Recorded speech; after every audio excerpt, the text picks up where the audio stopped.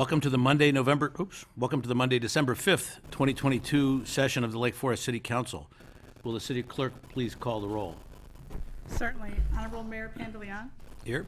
Alderman Morris. Here. Alderman Novit. Here. Alderman Rummel. Here. Alderman Notes. Here. Alderman Preschlack. Here. Alderman Gushgarian. Here. Alderman Bushman. Here. Alderman Weber. Here. Mr. Mayor, you have a quorum. Thank you. Please join me for the Pledge of Allegiance. I pledge allegiance to the flag of the United States of America and to the republic for which it stands, one nation, under God, indivisible, with liberty and justice for all.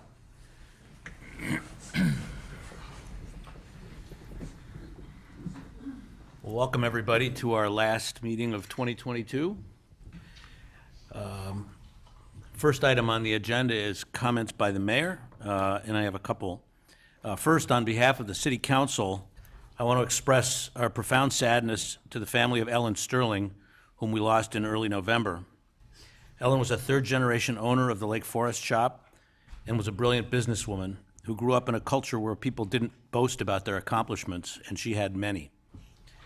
She was very involved in charitable work throughout the community. She ran a great business and took exceptional care of her clients. And the Sterling family has been a very generous supporter of the city of Lake Forest in many areas over many years, including such things as Sterling Hall out at the Grove campus. Ellen was a great listener who drew people to her with her smile, her friendliness, her grace, and her elegance. She will be missed by all that knew her, and I am told a service is planned for the spring of 2023. So we will miss you, Ellen, and our condolences go out to her husband, Jim, and their children, and entire family. Next, there should be a slide. There we go. Oh, no, that's okay. No slide. But anyway, there will be the Seasons Saturday Market, Saturday, December 10th and 17th. So the next two Saturdays. Oh, there we go. At the West Side train station. So you can shop for unique gifts and specialty foods and visit with friends and neighbors at the seasonal Saturday Market, starting again 10:30 on Saturday, the 10th, and also 10:30 on Saturday the 17th. So, and then we have another slide. You may have all received a mailer about this. Looking Forward Lake Forest, which is a Central Business District community workshop. This is an ad hoc committee that has been put together to study the future opportunities for the CBD. We've done this, I think this is the third or fourth time in my experience that we've looked at this. They will be making recommendations to the Plan Commission for modifications to the comprehensive plan for the CBD to guide future development. So please take advantage and participate at Gorton Community Center on Thursday, December 8th from 4:30 to 7:30. Everybody's welcome to participate. Next item, I'm not sure how many of you saw this in the dialogue, but there was a contest where we asked residents to identify the locations of these three gateways. And before we officially recognize the winner, I'd like to see if any of my colleagues on the council can get this. So College on the left and the alley on the right, and then, Yeah. is that the cemetery or? Bingo. Alderman Preschlack wins. First thing I ever won. And unfortunately, the prize is rather minimal, Okay. like there isn't one. So, There is a one. bragging rights. But that's right. The first one is the gates to Lake Forest College. The middle one is the gates to the cemetery, and the last one is the Market Square Court behind Starbucks. But that's the entrance from Bank Lane. So from all the correct entries, we drew one lucky winner, Jerry Ward. So congratulations to Jerry. You've won some Lake Forest swag, and you can pick up your prize at City Hall. The last item on my report is the Gorton Community Center 2023 budget presentation. So I'd like to introduce Jack Westerman, Chairman of the Board, Nick Bothfeld, Finance Chair, and Amy Wagliardo, Executive Director, to give us a quick view of the 2023 Gorton Community Center budget. Or I guess it's now the Gorton Center, right? That's right. So much for community. Just kidding. Good evening. I'm going to make some opening comments before turning over to our Executive Director, Amy Wagliardo. I'm Jack Westerman. I'm the Chairman of the Board of the Gorton Center. Mr. Mayor, gathered aldermen, thank you for having us here tonight. We're happy to be here. We have a good story to tell. The process that we run at Gorton to go through our annual budget and get it to the point where we can be here this evening is a robust process. As in prior years, it's a careful process. It begins in the late summer with Gorton management preparing a draft of the budget, which is then iterated and reviewed with our Finance and Operations Committee. When that step is complete, it's brought to our full board, and it's iterated over the course of a couple meetings, and it was approved in November. We gave a preview to the city last week, and so it is with some effort that we're here this evening asking for your approval. Before I talk about 23, I'd like to make a few comments about 22. A year ago, we did this meeting virtually. It was with a little bit of trepidation and uncertainty that we entered 2022 as a provider of live entertainment, childcare, early education, event rentals, and other in-person programming. We were uncertain about how we would exit the pandemic, and I can tell you on behalf of the board that we're delighted with the results of operations for 2022. It has been with great execution by our management team. It has been with the continued embrace of the Gorton Center by the community that we've had success. And as we put together our 2023 plan, we had optimism, but also confidence in the continued excellence of our team at Gorton. And I want to thank Amy for the great efforts this year. We, as you can imagine, are continuing to budget for growth at Gorton. In 2023, the continued reopening from the pandemic, we are beginning to see momentum and great momentum in the back half of our year. And as our holiday programming is underway, ticket sales are strong at Gorton, which we're delighted to see. I think exiting the challenge of the pandemic, we have a new challenge, and it's really an opportunity, and that is at Gorton to continue to embrace the new arrivals in our community. We see the new investment in the Central Business District. We think Gorton will have a continued role in the future prosperity of Lake Forest. We intend to invest in our facilities, our people, our processes in order to put our very best foot forward. And the challenge for us is really to capture these new arrivals, to bring them through our door and to show them all of the wonderful things that we have at Gorton, which so many of us are accustomed to. We've done some long-term planning this year to prepare us for that. We'll remark on that briefly this evening. And I'd also just like to say that key to our continued success, it has been in the past, will be in the future, is the very effective and strong partnership which we enjoy with the city. And I want to thank you for that partnership because it is so instrumental to what we do. And the future is bright at Gorton, and we're well positioned to continue our mission of being the gathering center in the heart of our community. And with that, I'd like to turn it over to Amy.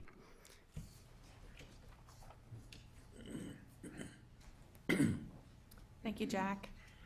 I'm going to briefly review Gorton's 2022 story. First of all, our mission statement remains the same. It's the same mission statement that was crafted during Gorton's renewal in 2012, that we are the gathering place in the heart of the community where people connect, converse, learn, listen, play, and perform.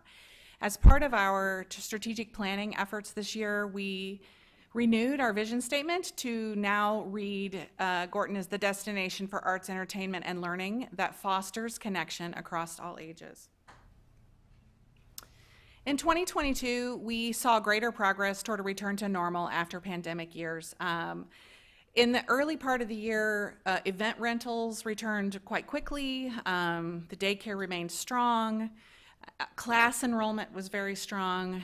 What lagged was tickets to events and films.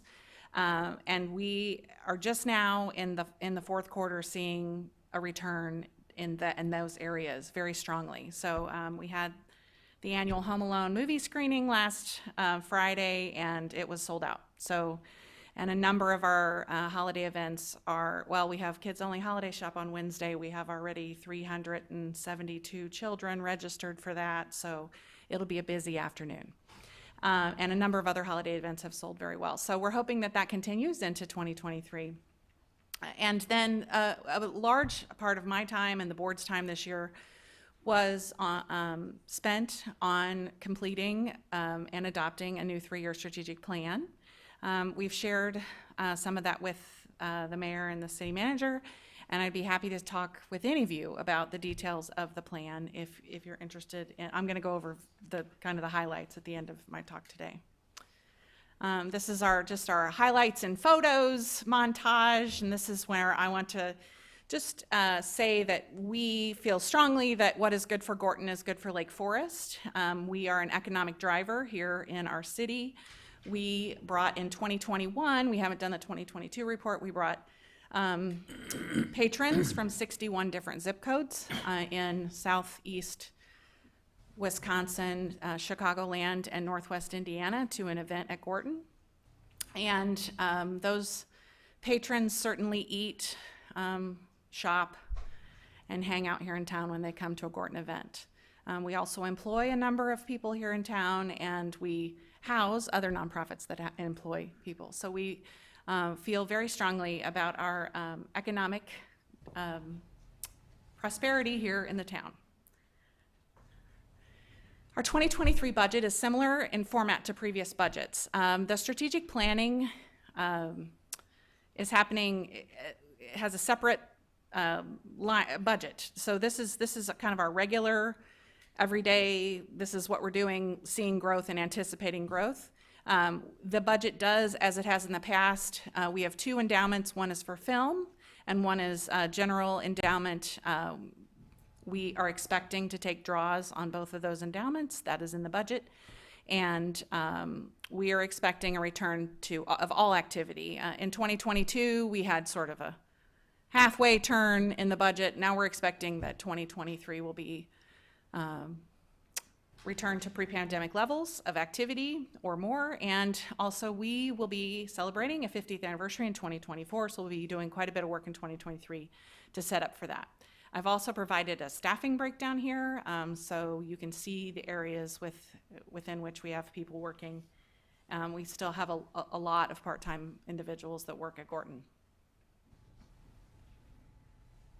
This is a little tiny picture of the budget, how I can fit it on the slide. The city council has more detail in their packet. And I was just going to talk briefly about the strategic plan. This was a process that began in February of 2022 and just culminated November 14th, was fully adopted by the board.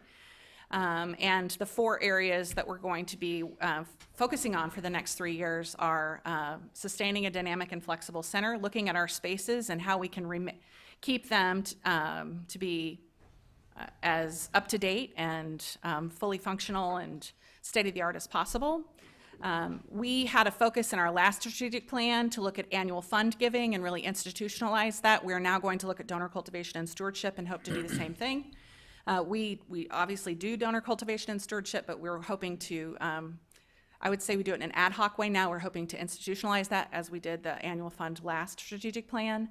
Obviously, we will have there are many goals around in-demand exceptional programming. And we're reviewing our marketing and making sure that we're employing state-of-the-art, especially on the digital side, efforts in our marketing so that we're using every dollar as, judiciously as possible. I'm going to now turn it over to Nick Bothfeld, our finance chair, and then we'll be happy to take questions. Nick Brothville, Finance Chair. Just a couple quick remarks. I am the Finance Chair, and I'm one of the city directors that serves on the board with responsibility to make sure all of our money is used in a prudent way. As you've heard, everything's built from scratch, and it's amazing to see how detailed and how well they manage all the budgets and all the programming. They break everything down, and as a finance chair, it's just all right there. And I'll give a shout out to Karen, if you'll raise your hand, Karen back there, who is remarkable, and she and Amy are quite the team when it comes to all the numbers. Beyond that, I don't know, what other comments to make, but if you have questions, we're happy to answer them and get your blessing and move forward. Questions from anybody? Alderman Presley? Yeah, I have a question. Well, first of all, thanks for your service and volunteerism to just keep community center and Gorton special. I was just kind of curious how you're going to think about celebrating the 50th in '24. What plans, or is that still kind of being thought out? We're just at the beginning stages. That first bullet there, sustain a dynamic and flexible center, might mean that we need to do a campaign of some kind to support those efforts. And we hope to have not only some special programming around the 50th, but make the things we already do special in the 50th by having some added pizzazz and flash to what we're already doing. But there is a committee that is being formed. Kate Rother, one of our former board chairs, is going to chair that, and that is just getting started. She and I were supposed to meet today, as a matter of fact, but she's ill, so we'll be meeting hopefully later this week when she's feeling better. So still a lot to figure out, but that's why it's on the plan for 2023. Thanks. As head of the Finance Committee, I just want to thank you for coming through so well through the pandemic. It was not clear how that was all going to turn out, but you've come through so well.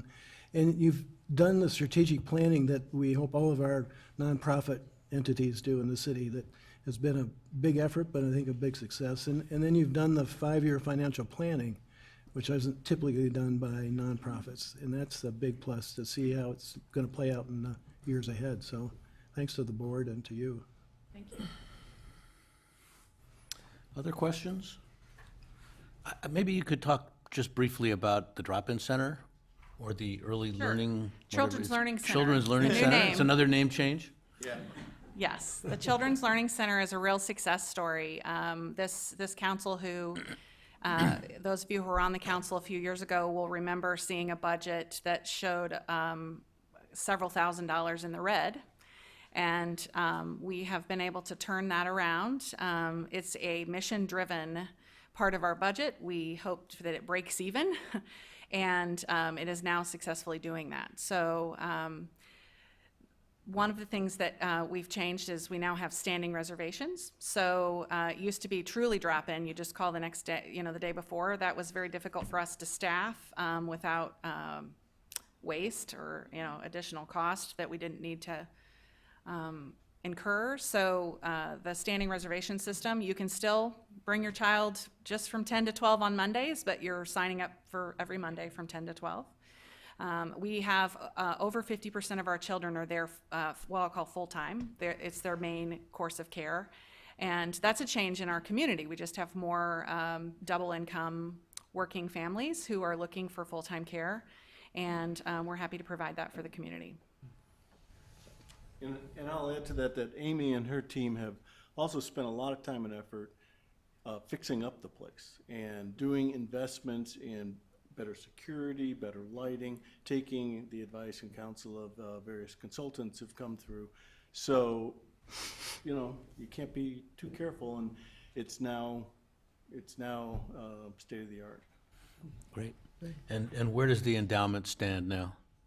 So as all investments have, everything that's happened this year in the market, our endowment is down from what it was at the end of last year. It's about the main one's $4.5 million, is that correct? I want to make sure I'm saying the right number. Yeah. Yeah, and the film endowment still sits around $500,000. So we have a really wonderful team of advisors at Wintrust, and we've always beat the market, so we feel, and also a great committee of the board who, I like to go to the meetings just because I feel smarter when I leave. And I'm sure that they will continue their service there. Well, it's near and dear to my heart because I remember when there was not only no endowment, but no money at all, period, zero. So, Well, and I should point out, we always budget to take the large endowment draw. We did not take it this year, and that's, if you look at the financials, that's really what's making that negative number at the bottom, is just the fact that we did not take the draw. It's not really from operations, so. great. I was the volunteer who held down the fort That's right, that's right. You were through you what were I there. called the troubles. And it's so gratifying to see all this happening now. Thank you. Thank you. Alderman Morris, did you have, I'm sorry. Alderman Romo? Well, I just was going to talk about the endowment. So are you drawing down from the principal of the endowment when you say you're drawing down? Just to clarify, or you're, The film endowment we take every year because it can only be used for film, and so we use it to support our film programming. And so far, we have not drawn down below the initial corpus of the gift. And then the other endowment is taken.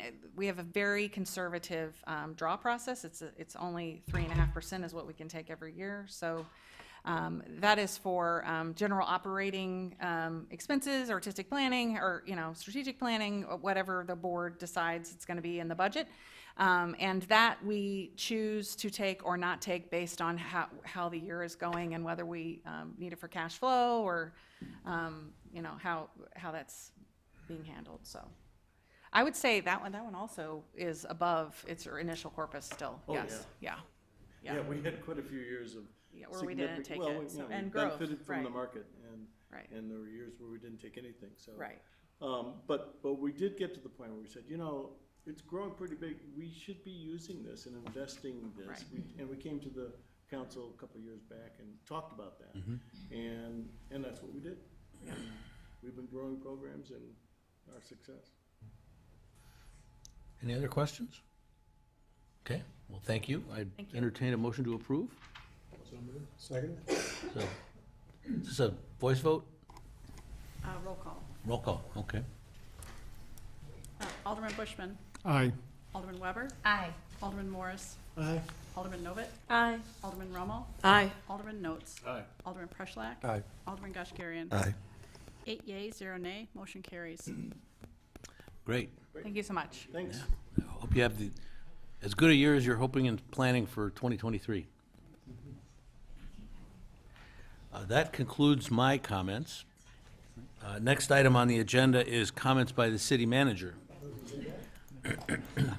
Thank you, Mayor and members of City Council, and good evening, everyone. I have two items under my report tonight. First, under tonight's Community Spotlight, I'm pleased to welcome Matt Olson and Brett Pito from the Lake County Forest Preserve. Matt is the manager of Restoration Ecology and leads habitat restoration projects throughout the county, including invasive species management, prescribed burning, and reforestation.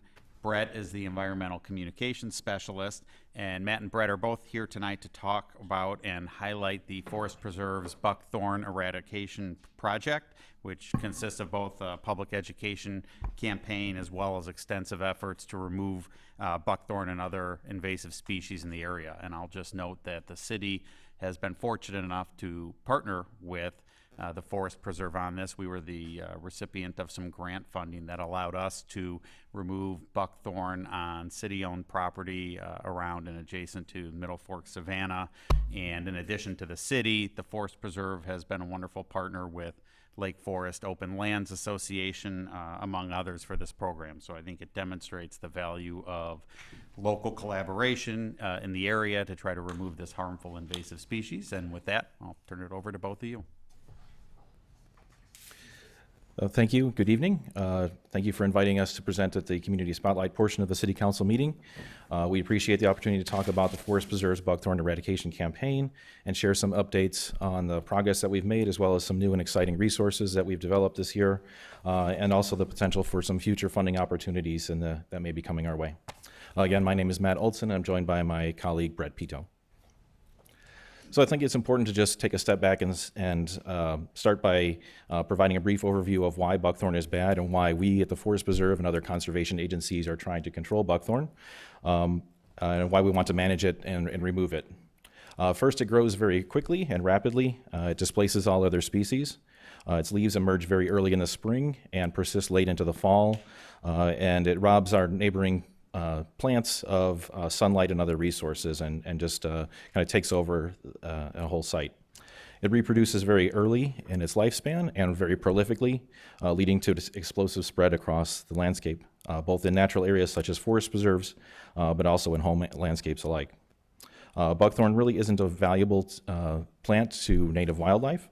Berries are eaten by birds, but it has a diuretic effect on them when they eat it, so it's obviously not very healthy for them, and it decreases or it increases the spread of this plant seeds across the landscape.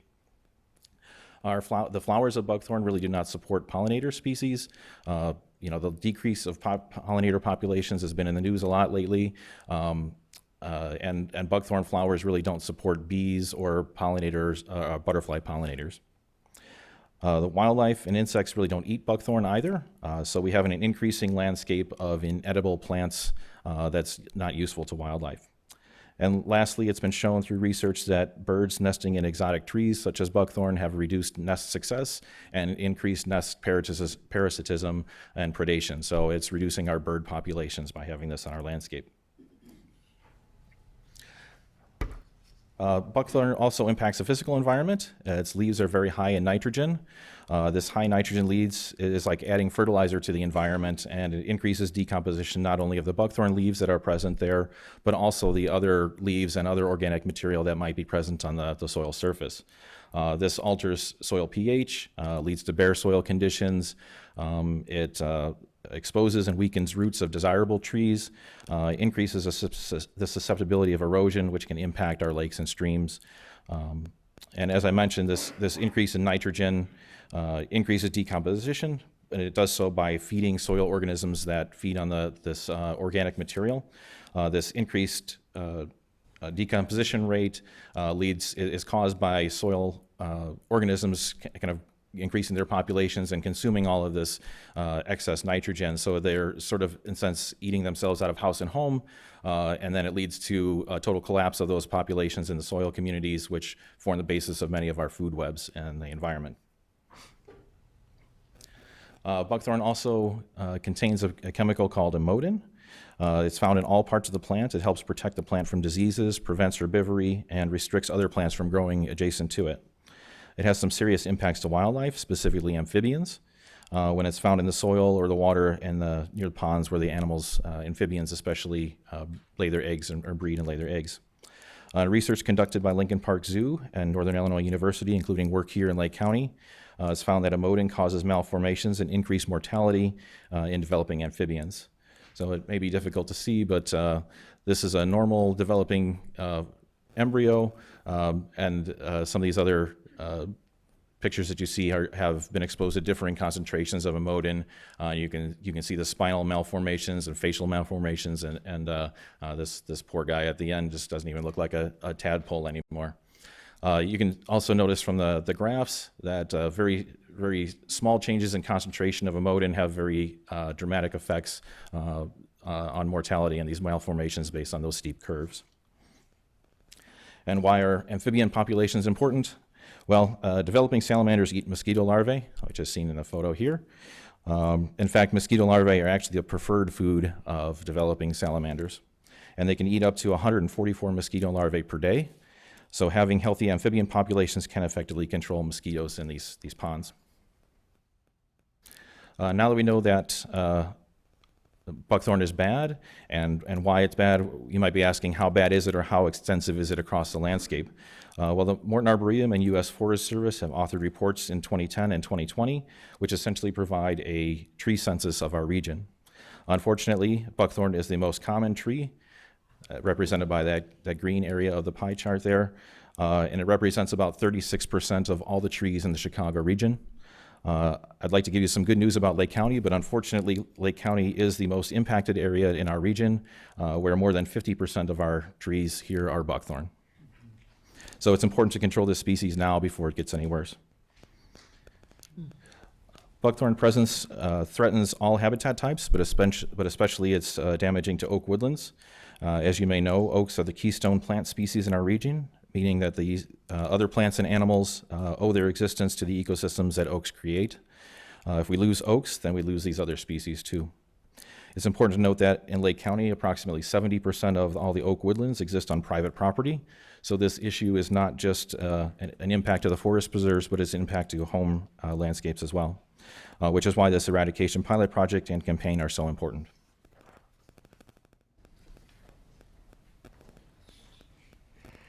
Thank you, Matt. Good evening, everyone. So I'm going to start with giving a quick refresher on the buckthorn eradication pilot project that's been active since 2015 in a 2,900-acre area surrounding Middle Fork Savannah Forest Preserve here in Lake Forest. So you'll see the map up on the screen there shows the project area with the Tri-State Tollway, I-94 on the west side, routes 176, 43, and 60 serving as the boundaries of the area. So what are some of the main goals of this program? Well, we have been testing the ability to eradicate buckthorn in proximity to local natural areas, engaging public and private landowners in the immediate goal of buckthorn removal, as well as the long-term goal of monitoring properties to ensure that it stays eradicated, as well as developing many tools, tactics, messages, educational resources to encourage the public to advocate for eradication and actually indeed act to remove buckthorn. And so throughout this year, throughout this year, we have conducted quite a robust public communications campaign, including a 12-week social media campaign, which I will share a stat with you in a little bit. Just in October, we mailed several of the new educational resources, which you all, I believe, have copies of at your seats. To 594 residential addresses in the project area, sharing those directly with residents. Matt and I have also given presentations, a program we call Healthy Hedges, to local stakeholders and landowners and partners, discussing all about buckthorn removal and replacement with native species. We've also had applications for and the launch of new buckthorn-free garden flags, which we have an example of in the room this evening, and which Matt will display for us. We've had some success with media relations as well, with Daily Herald, Chicago Tribune, WDTW Chicago.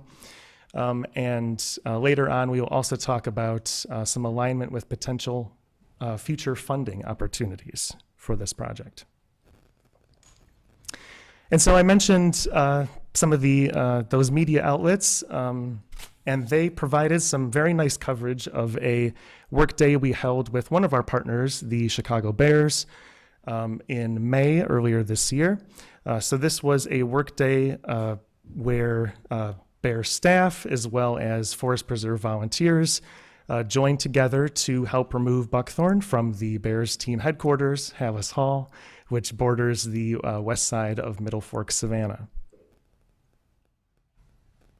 And as you can see from this photo montage here, everybody was very engaged, excited, happy to be there in the noble goal of removing buckthorn with our partners. I mentioned before that we've just concluded a 12-week social media campaign sharing out many of the resources that I'm going to discuss here shortly. And this was across all of the Forest Preserve's social media channels. So Facebook, Twitter, Instagram, YouTube are the primary ones.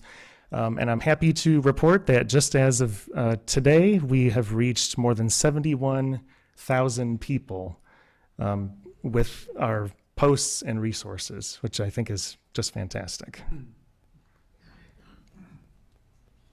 So one of the key resources that we've developed this year are two web pages, lcfpd.org/buckthorn and lcfpd.org/nativeplants. And so the way I think of these two pages is the /buckthorn webpage contains all the information one may need to identify buckthorn, learn how to remove it, learn how to acquire and properly apply herbicide to make sure that it stays eradicated. And the /nativeplants webpage contains the information one may need to replace buckthorn with native plant species. And lots of native landscaping tips and resources, videos, articles. Two of those videos available on those web pages are regarding herbicide tips and tricks, as well as some tips of identifying buckthorn. Actually, fall is one of the best seasons to do so. And my colleague Matt actually stars in both videos. And so Matt just held up the buckthorn-free garden flag for us. But this we launched just in September earlier this year. It is a 12.5 by 18-inch flag printed on weather-resistant vinyl, featuring beautiful watercolors of native plant species, all summer blooming species. And I'm happy to report that we've approved 15 applications so far, and we are receiving more and more each week. The interest is definitely spreading and growing. And so for folks who may be interested in applying for a flag, they would just have to fill out a brief application form on our website, upload some photos of their property so that Matt and I can review that, ensure that the property is truly free of buckthorn, and then approve the flag.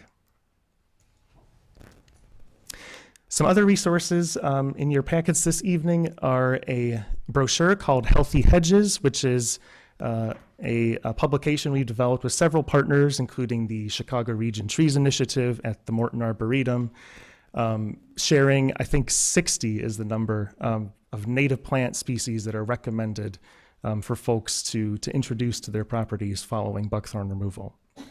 And for anyone who may not quite be able to apply for a garden flag and is still in the process of removing buckthorn or other invasive species, we also have a invasive species removal in progress sign that folks can download and put in their window or out in their yard, wherever they may like. One of the most common questions Matt and I have gotten over the years is about herbicide, about proper herbicide acquisition and application. So in response to that interest, we developed the Herbicide Quick Start Guide. One of the features that I actually enjoy is that it is printed on what's called a tree-free stone paper. So this document is printed on calcium carbonate, fully biodegradable, resistant to water damage and being torn. I myself have actually submerged a whole copy in a tray of water, and it has come out looking brand new. So we wanted to print it on that material because we figured folks would want to bring it out into their yards, into their gardens, maybe set it down outside. So that was the decision-making process behind that. It's also available online. And I think Matt is going to take the reins for a little bit.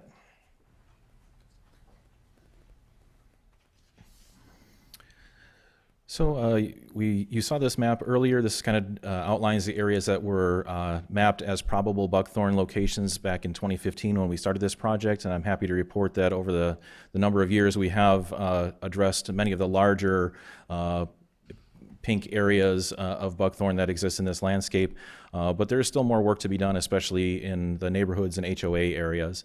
So we are planning to work with 23 property owners this coming winter within this project area, and 3 of those parcels fall within the City of Lake Forest boundaries, working with Willow Lake HOA, Lake Forest Academy, and then on 1 property on Deer Path. Looking forward, our current grant funding will conclude after this current winter's projects. However, we are looking forward to some large funding opportunities that may be on the horizon. Federal funds from the American Recovery Act of 2020, the Infrastructure Investment and Jobs Act of 2021, and Inflation Reduction Act from earlier this year offer this potential. Contained within these acts are some specific conservation-related goals, as well as some some conservation-adjacent goals that may allow us and other agencies to tap into that funding. Things like flood reduction and mitigation, or reducing transportation and utility disruptions may allow us to effectively work on controlling buckthorn in these areas using some other fundings like that. We've heard from our other partners, like Chicago Region Trees Initiative, that this buckthorn campaign and the efforts and successes that we've had have really positioned us well for these future funding opportunities. While we do not yet know how this funding will be allocated, we are optimistic about these additional federal dollars for buckthorn management in Lake County in the years to come.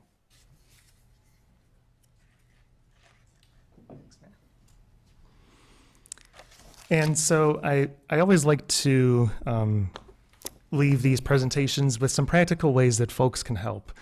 So one of them is to remove buckthorn at home, using many of the you can use some of the educational resources that we've developed, as well as resources from our partners. You can also talk to neighbors, family, friends, coworkers, acquaintances, other folks in your social circle to help encourage them to join the movement. If you'd like to learn how to remove buckthorn firsthand, you can always volunteer in a forest preserve at a restoration workday with our professional staff and other knowledgeable volunteers. And we may also ask the City of Lake Forest to continue sharing buckthorn eradication messages through its communications channels as well. And with that, I think we are going to pause for any questions. Questions? Alderman Luby? Weber? Thank you so much. This was really an interesting presentation. I wanted to thank you for providing these materials as well. I know that we've spoken with a number of neighbors around us about eradicating buckthorn, and I'd love to be able to share some of these with them to continue to educate people about the impact buckthorn has on our environment. So thank you. Thank you. It's excellent. Thank you. Alderman Preschlack? Yeah, and thank you so much for your efforts in the presentation. I'm just kind of curious, at a high level, how's it going? I mean, how many acres have been removed and how many get added? And is it a war that we can win in a community? And also just kind of wondering nationally or even within Illinois, adjacently, are there communities that have been really successful as a case study to stamp it out? And does that mean more resources and more grants and kind of more volunteers? Or is this kind of the best practice? Matt, do you want to speak to the acreage? Well, I think it's a war that we can win, but it's going to take everyone being involved. Obviously, the birds are eating the berries and moving it around the landscape, so we're trying to do a good job of keeping the forest preserves eradicated, but these birds that are spreading the berries don't see those boundaries, so it's crossing boundaries. So we really need our neighbors to help out with this effort. And I would say that we are having successes, but in terms of other case studies, I think this is really the case study, and this will help formulate not only our steps moving forward, but will help educate the entire Chicago region and other communities about how to go about this. Great, thank you. Alderman Bushman. Thank you. Very impressive.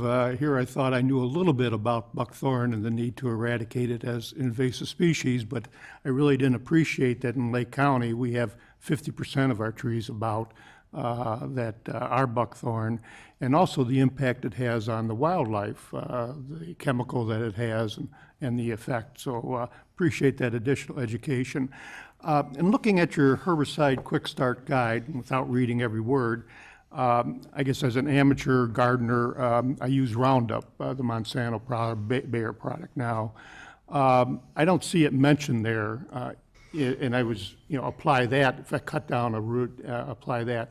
Is that recommended or not, if I can just ask that simple question? Good question. Yes, absolutely. Matt is our herbicide expert. Sure. Roundup and the products that contain the active ingredient glyphosate are effective against buckthorn, but it has to be used at very high concentrations to be effective if you, according to the label directions. That's why we recommend other products that have the active ingredient triclopyr. It can be used at much lower concentrations and a lot safer to use. I use the concentrated Roundup, so thank you.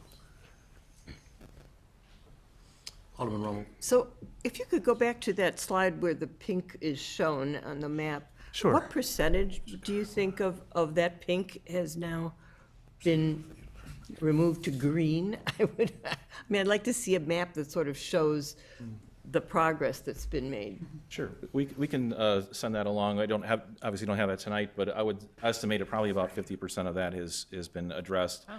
Because of we've started with trying to address the large areas, and some of those are on forest preserve property.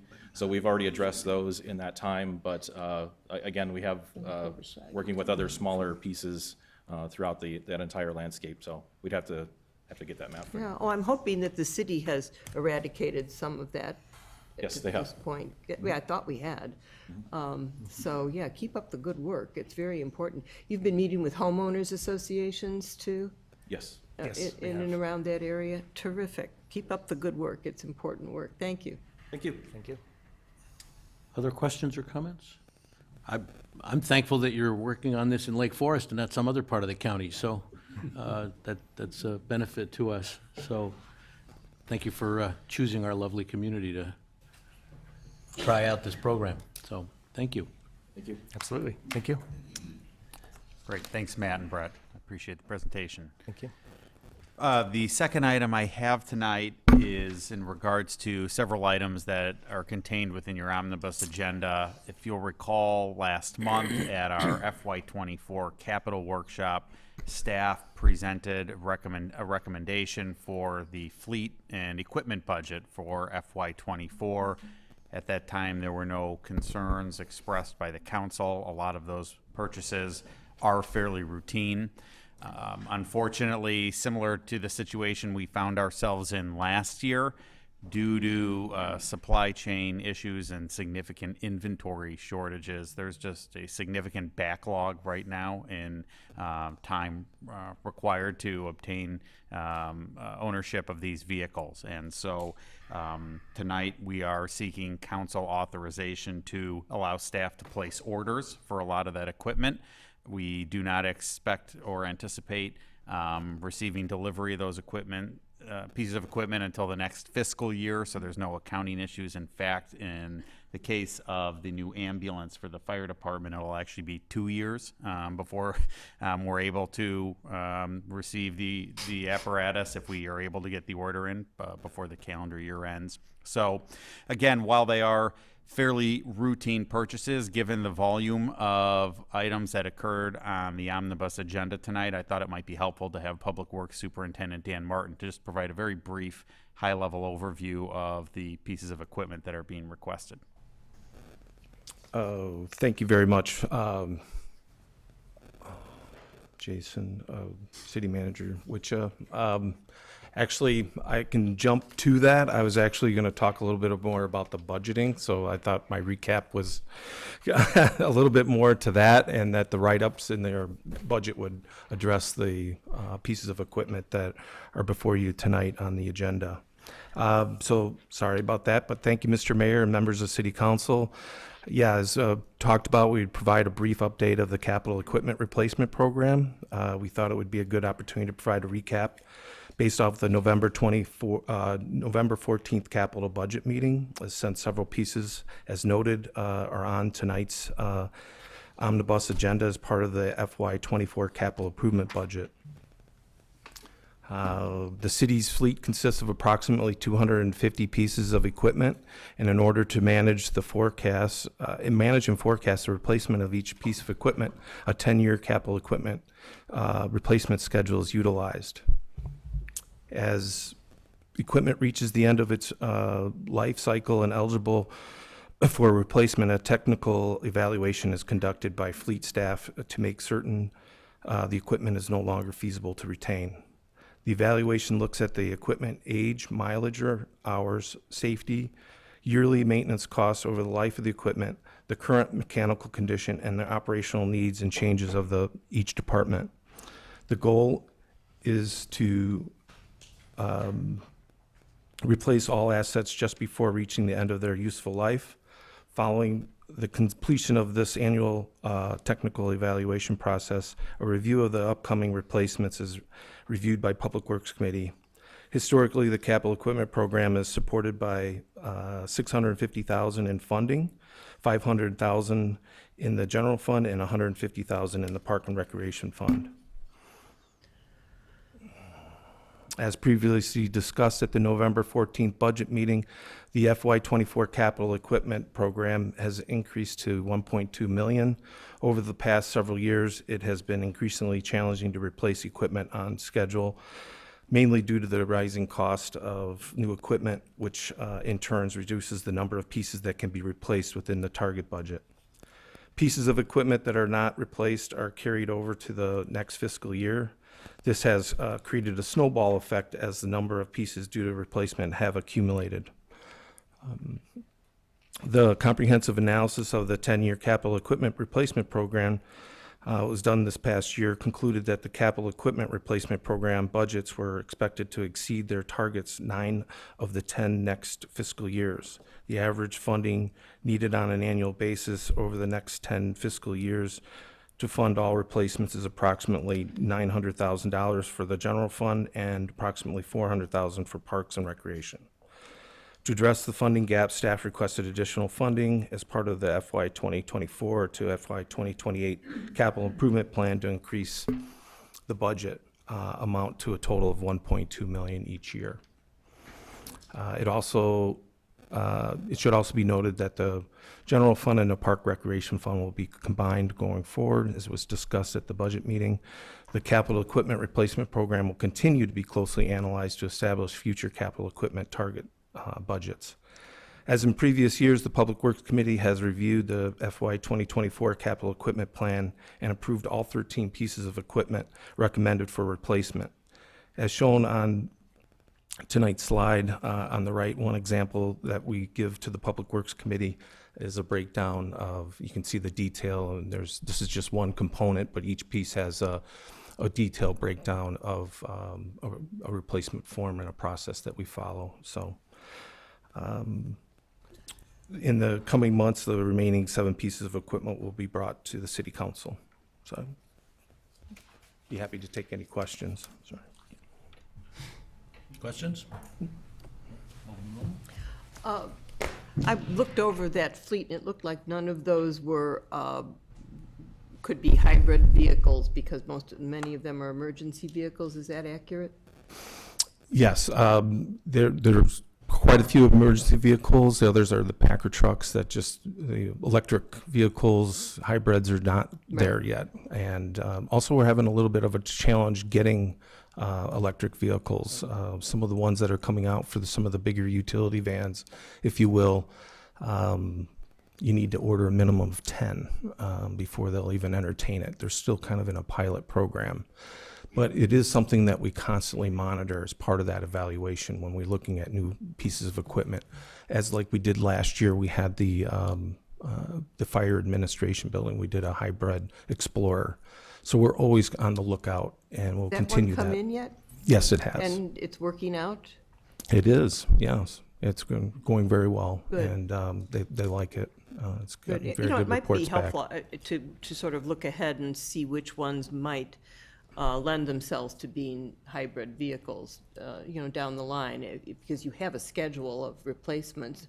And it would just be, both interesting and sort of a good reminder when those come due to say, let's look at a hybrid version of this. Absolutely. Yeah.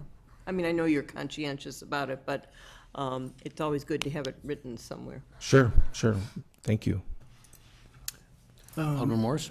Right, I just want to thank City Manager Wisha and Director Hobb for figuring out a way to get this paid for.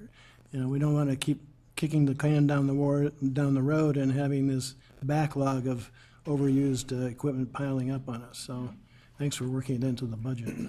Thank Any other comments or questions from the council? Okay, If not, that concludes my report. Thank you, Mayor. okay, thank you. Thank you, Dan.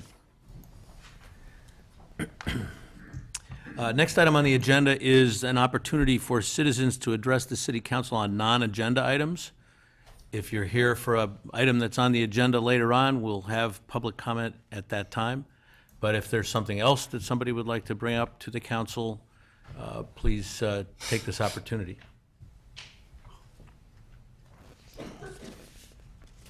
Okay, seeing none, the next item on the agenda is committee reports. We have a report from the Finance Director, Elizabeth Holub.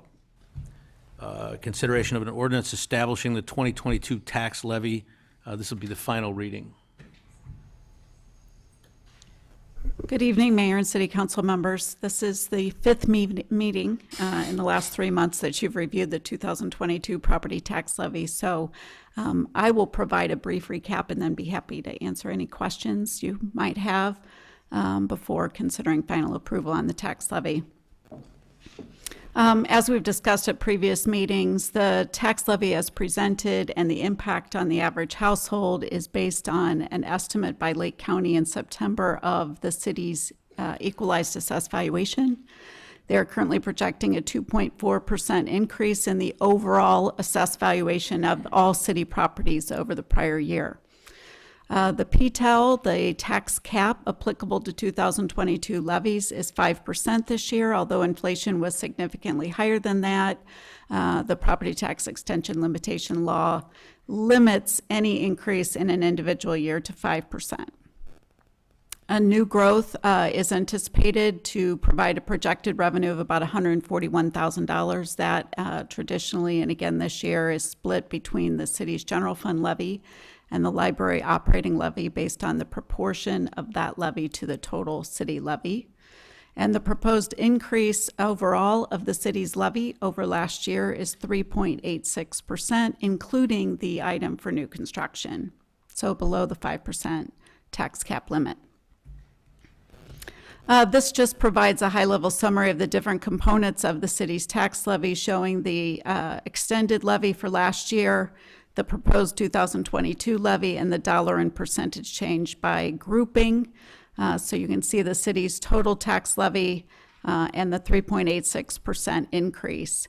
The School District 67, due to the charter, is included in the city's tax levy ordinance. They have not officially finalized their levy, but this is an estimated amount included in your levy ordinance this evening. The projected impact, we use an $800,000 home, which is the median household in the city of Lake Forest. We take the equalized assessed valuation last year and the extended levy last year, calculating an approximate rate. Using the 2022 proposed levy, we add the 2.4%, although that's an average. Individual households will differ. We just apply the average 2.4% increase in the home market value.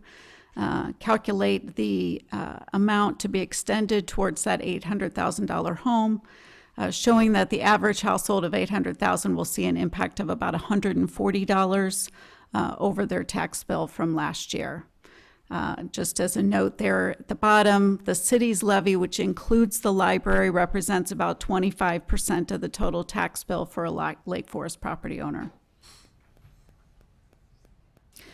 The two pie charts here simply show the property tax levy distributed by the major components, both in the proposed levy on the left and then the small pie chart up to the right, comparing that to 2009 to give you an idea of how the overall makeup of the levy has changed over those years.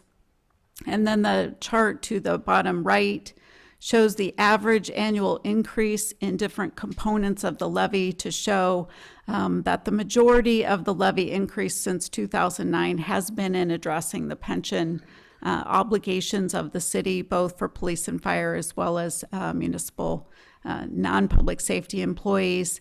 As you know, the city has had a very significant effort in accelerating the addressing of the public safety pension obligations, and so you can see that in the average annual increase of that component of the levy. We were asked by Alderman Rummel on November 21st to see if we could inquire about the other levy increases on the other aspects of the tax bill. We had School District 67 because they're in our levy ordinance. They have a 5.29% increase when you include debt. So we did inquire with School District 115. Their levy is proposed to increase 4.88. And Lake County is proposed to increase 3.1%. So I've included on this chart what percentage of the total tax bill each of those represent. When you combine those four, that's about 88% of the total tax bill. So it gives you an idea of the average, how that's going to come out when the other taxing districts finalize their levies and file those with Lake County. And then finally, I included on your omnibus agenda our 3 debt service abatement ordinances. They relate to the property tax levy. What these do is actually reduce the tax levy for debt service on certain general obligation bond issues because that debt service will in part or in total be paid from other revenue sources than the tax levy. This just shows the 4 bond issues we have, 15, 17, 19, and 21. The total debt service next year for each of those bond issues, and then the alternate revenue sources that are being used to fund all or a portion of that debt levy to get to the net debt service property tax levy shown in the previous schedule. So with that, again, we are seeking City Council's final approval of the 2022 tax levy ordinance under this item, the debt service levy abatements under your omnibus agenda. I'll be happy to answer any questions you have. Questions? Okay. Thank you, Elizabeth. I think we're all pretty familiar with this by now. So perhaps we should have a motion to approve an ordinance establishing the 2022 tax levy. So moved. Seconded. Okay, roll call vote, please. Alderman Weber? Aye. Alderman Morris? Aye. Alderman Novit? Alderman Rummel? Aye. Alderman Notes? Aye. Alderman Preschlack? Alderman Goshgarian? Aye. And Alderman Bushman? Aye. 8 yea, 0 nay, motion carries. Thank you. Next item on the agenda is, as we just touched on, the items for omnibus vote consideration. There are 13 tonight, so bear with me as I read through them. First is approval of the November 21st, 2022 City Council meeting minutes. Second is approval of the check register for the period October 29th to November 23rd, 2022. Third is approval of ordinances abating 2022 tax levies for various general obligation alternate revenue bond issues. This will be the final reading. Granting final approval of an ordinance approving the fee schedule and ordinance adopting a new fee, final reading. Fifth, approval to extend the city's grant services agreement with the Ferguson Group for grant research writing services, or grant research and writing services for 2023. Sixth is a request to approve the purchase of a replacement ambulance by ARV, Inc., not to exceed $323,076. Seventh is approval for the purchase and installation of a Stryker power load system and Power Pro 2 cot in the amount not to exceed $47,342.84. Eighth is award of additional Phase 1 design engineering services for the Route 60 bike path project to Gaywalt Hamilton and Associates in the amount of $33,700. Ninth is award of a proposal to Midwest Power Industries, Inc. for a 3-year generator maintenance contract in the amount of $77,975. 10th is approval to purchase 3 replacement police vehicles included in the fiscal year 2024 capital equipment budget to Morrow Brothers Ford in the amount of $126,000. 11 is approval to purchase the replacement of 2 rear-load refuse trucks included in the fiscal year 2024 capital equipment budget to the Sourcewell Low Bidders Truck Center Companies for the chassis in the amount of $400,372, and McNeilus Truck Manufacturing for the body in the amount of $269,628. 12th, staff requests authorization to dispose of city property to the highest bidder, James Gluth, for the sale of the 2009 Chevrolet Tahoe truck as noted above. Proceeds of the sale will be deposited into the capital fund. And 13th, consideration of an ordinance approving a recommendation from the Building Review Board, first reading and if desired by the City Council, final approval. Are there any items that any member of the council would like removed or taken separately, or any comments or questions? I can. Yes. I want to give you a chance to catch your breath after that long list. I want to take the opportunity to point out Omnibus Item 8, which pertains to the Route 60 bike path project. I think that the thing really worth noting is that is a grant that was written through our own Public Works Department, and I believe Jim Lockefeer wrote that grant.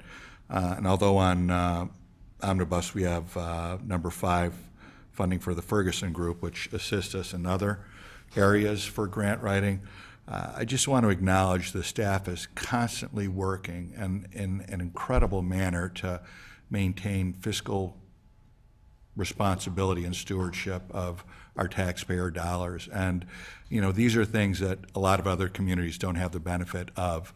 And we have a professional staff that's always looking for ways to make sure that the taxpayer dollar is protected to its greatest extent. George, you and I had spoken before about the source of that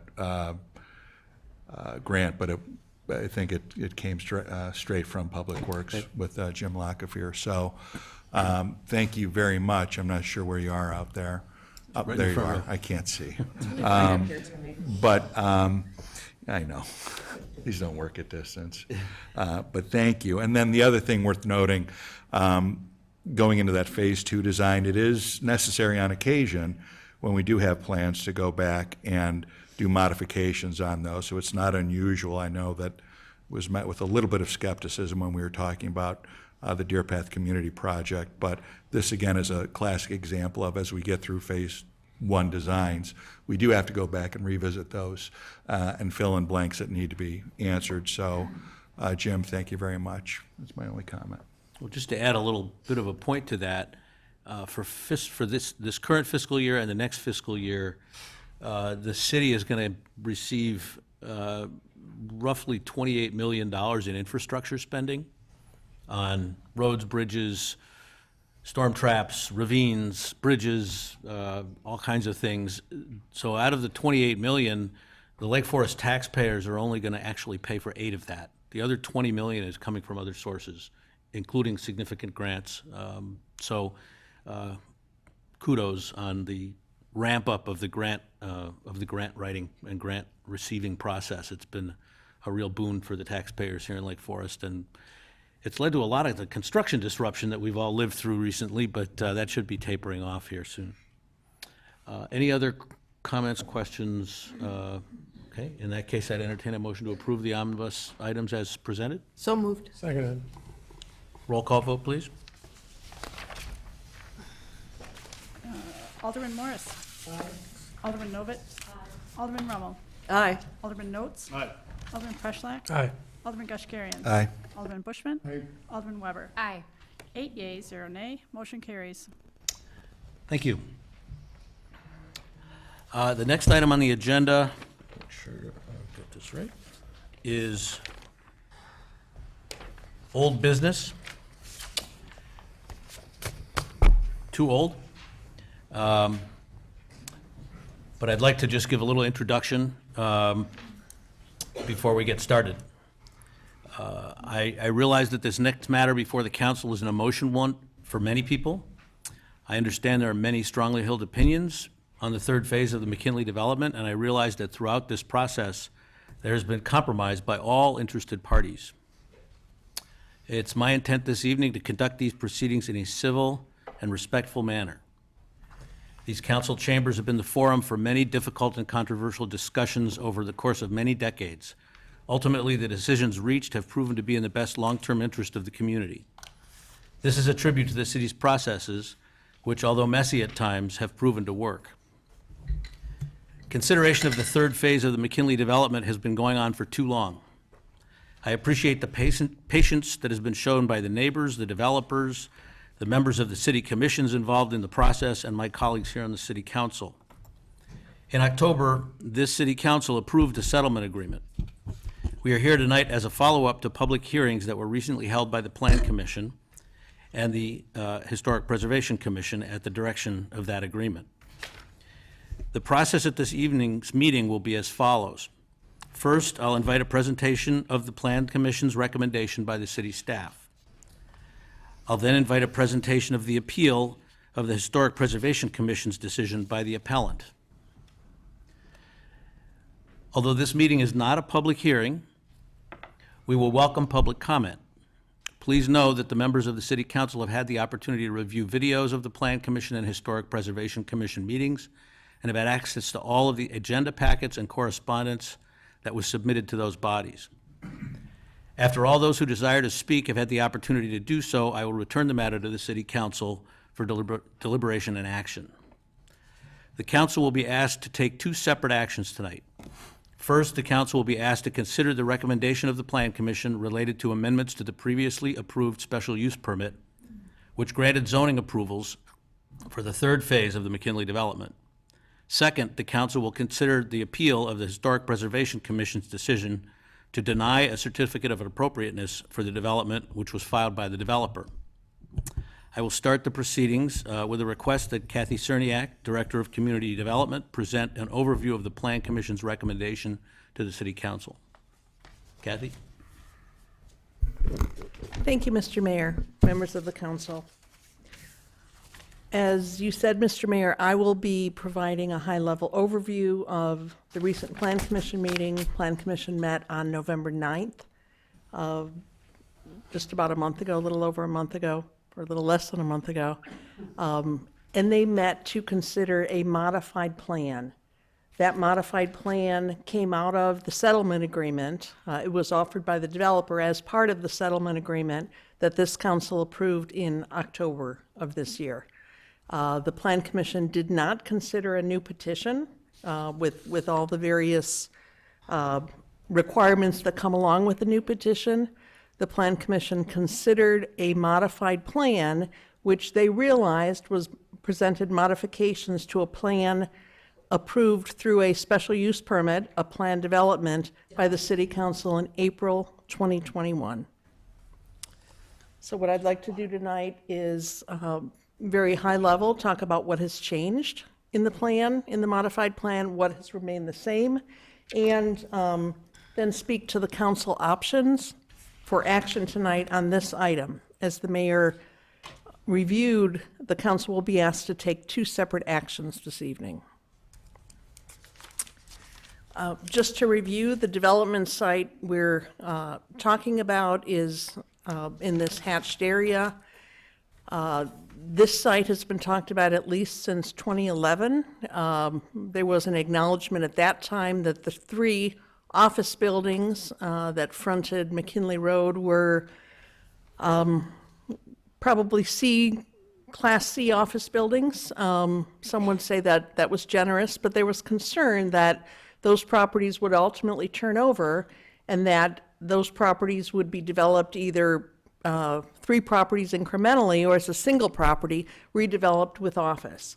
There was a concern that increased office development, perhaps we would expect if those properties were developed that it would be Class A office buildings, that would generate a significant amount of traffic, which would impact the east side of the railroad tracks, surrounding residential neighborhood, perhaps the library, There was a conscious decision at that time to look at this area, which had already been developed with the 333 East Westminster condominium building some 20 years ago, to really look at that as an opportunity to bring in more residential opportunities near our central business district, knowing that in past years we've lost about 100 residential units of varying qualities that used to be on the second floor of most of those buildings in the central business district. The plan development was envisioned as occurring in phases. The Phase 1 building is complete and occupied. The Phase 2 building is complete and occupied. The Phase 3 site has been the subject of recent discussions. The previous approved plan, the City Council, as I mentioned, in April 2021, granted the zoning entitlements for this plan. This plan is currently the subject of litigation. That litigation has been stayed, but these zoning entitlements remain in place. The City Council approved the third phase of a multifamily plan development. At that time, approved a plat of consolidation and approved the footprint, the setbacks, the lot coverage of this particular plan. In this case, the front yard setback from Westminster of the two-story condominium building was 50 feet. The side yard setback in this area here was 21 and a half feet. With this plan, the overall development had a lot coverage of 41.37%. This development is a plan development. A plan development allows the council, through an ordinance, to establish unique zoning requirements, unique building footprint that differs from those specific parameters that are present for various zoning districts. The City Council has used plan developments, special use permits for various developments throughout the community to alter minimum lot size, to alter setbacks, to alter open space. The plan development tool is specifically a tool to allow the City Council, by ordinance, to approve a specific development for a unique site based on a unique set of circumstances.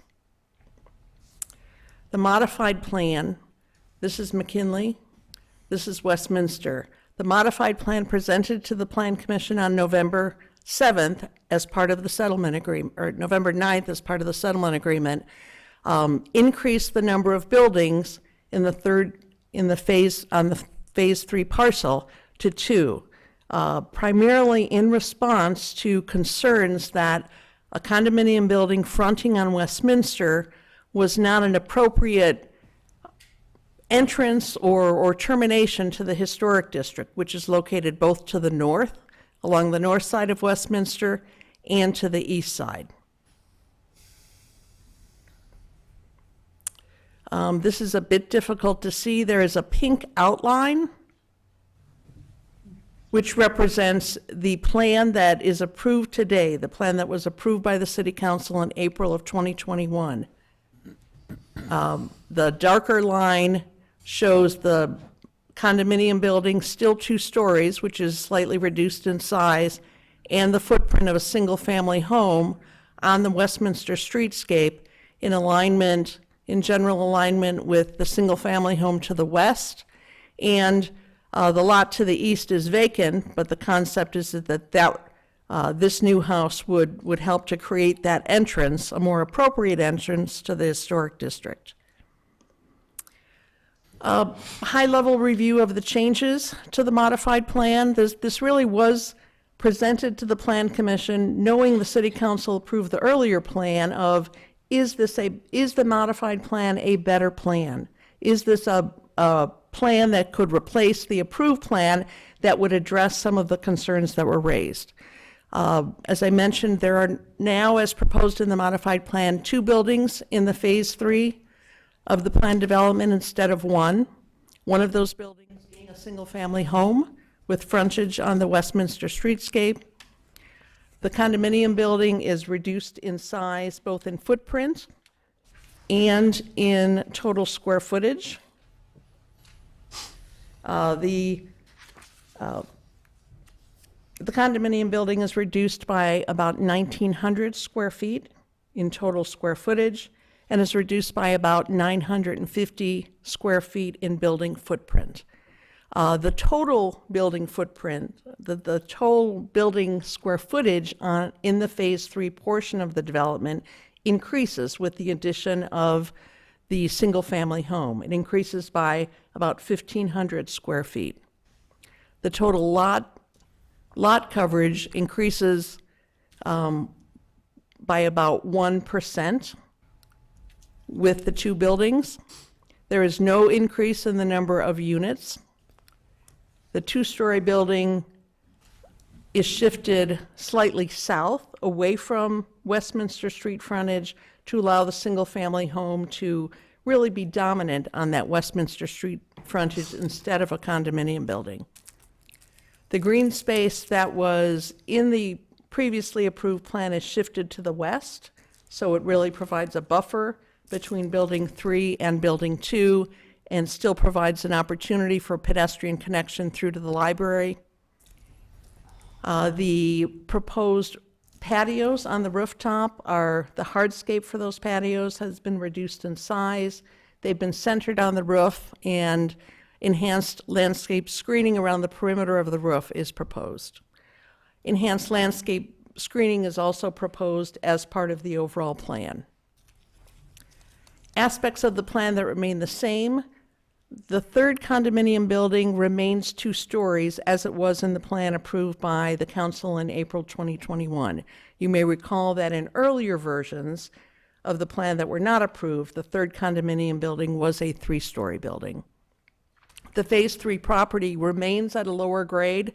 Topographically, the land simply falls off, so that changes the relationship of the 2-story building to the 3-story building. There is below-grade parking, as there is with the first 2 condominium buildings. There is no change proposed as part of this modified plan to the private road configuration. The alley would still be vacated and become the responsibility of the homeowners association. The landscaping would be enhanced and would be of high quality, consistent with the earlier phases. And the architectural design of the condominium building remains generally consistent with the earlier buildings, with some step down of the ornamentation to allow it to be simplified and relate a bit better to the homes to the west, to the east.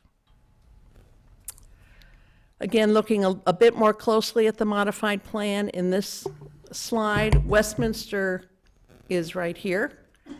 This is the Phase 1 building, this is the 333 Westminster condominium building, and this is the Phase 2 building. The library is in this area.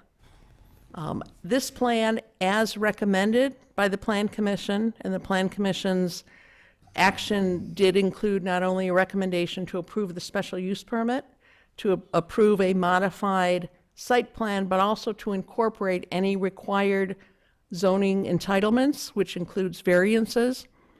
In this case, the normally required setbacks in the GR3 zoning district, 40-foot front yard setback, 6-foot side yard setback, and 35-foot rear yard setback as proposed.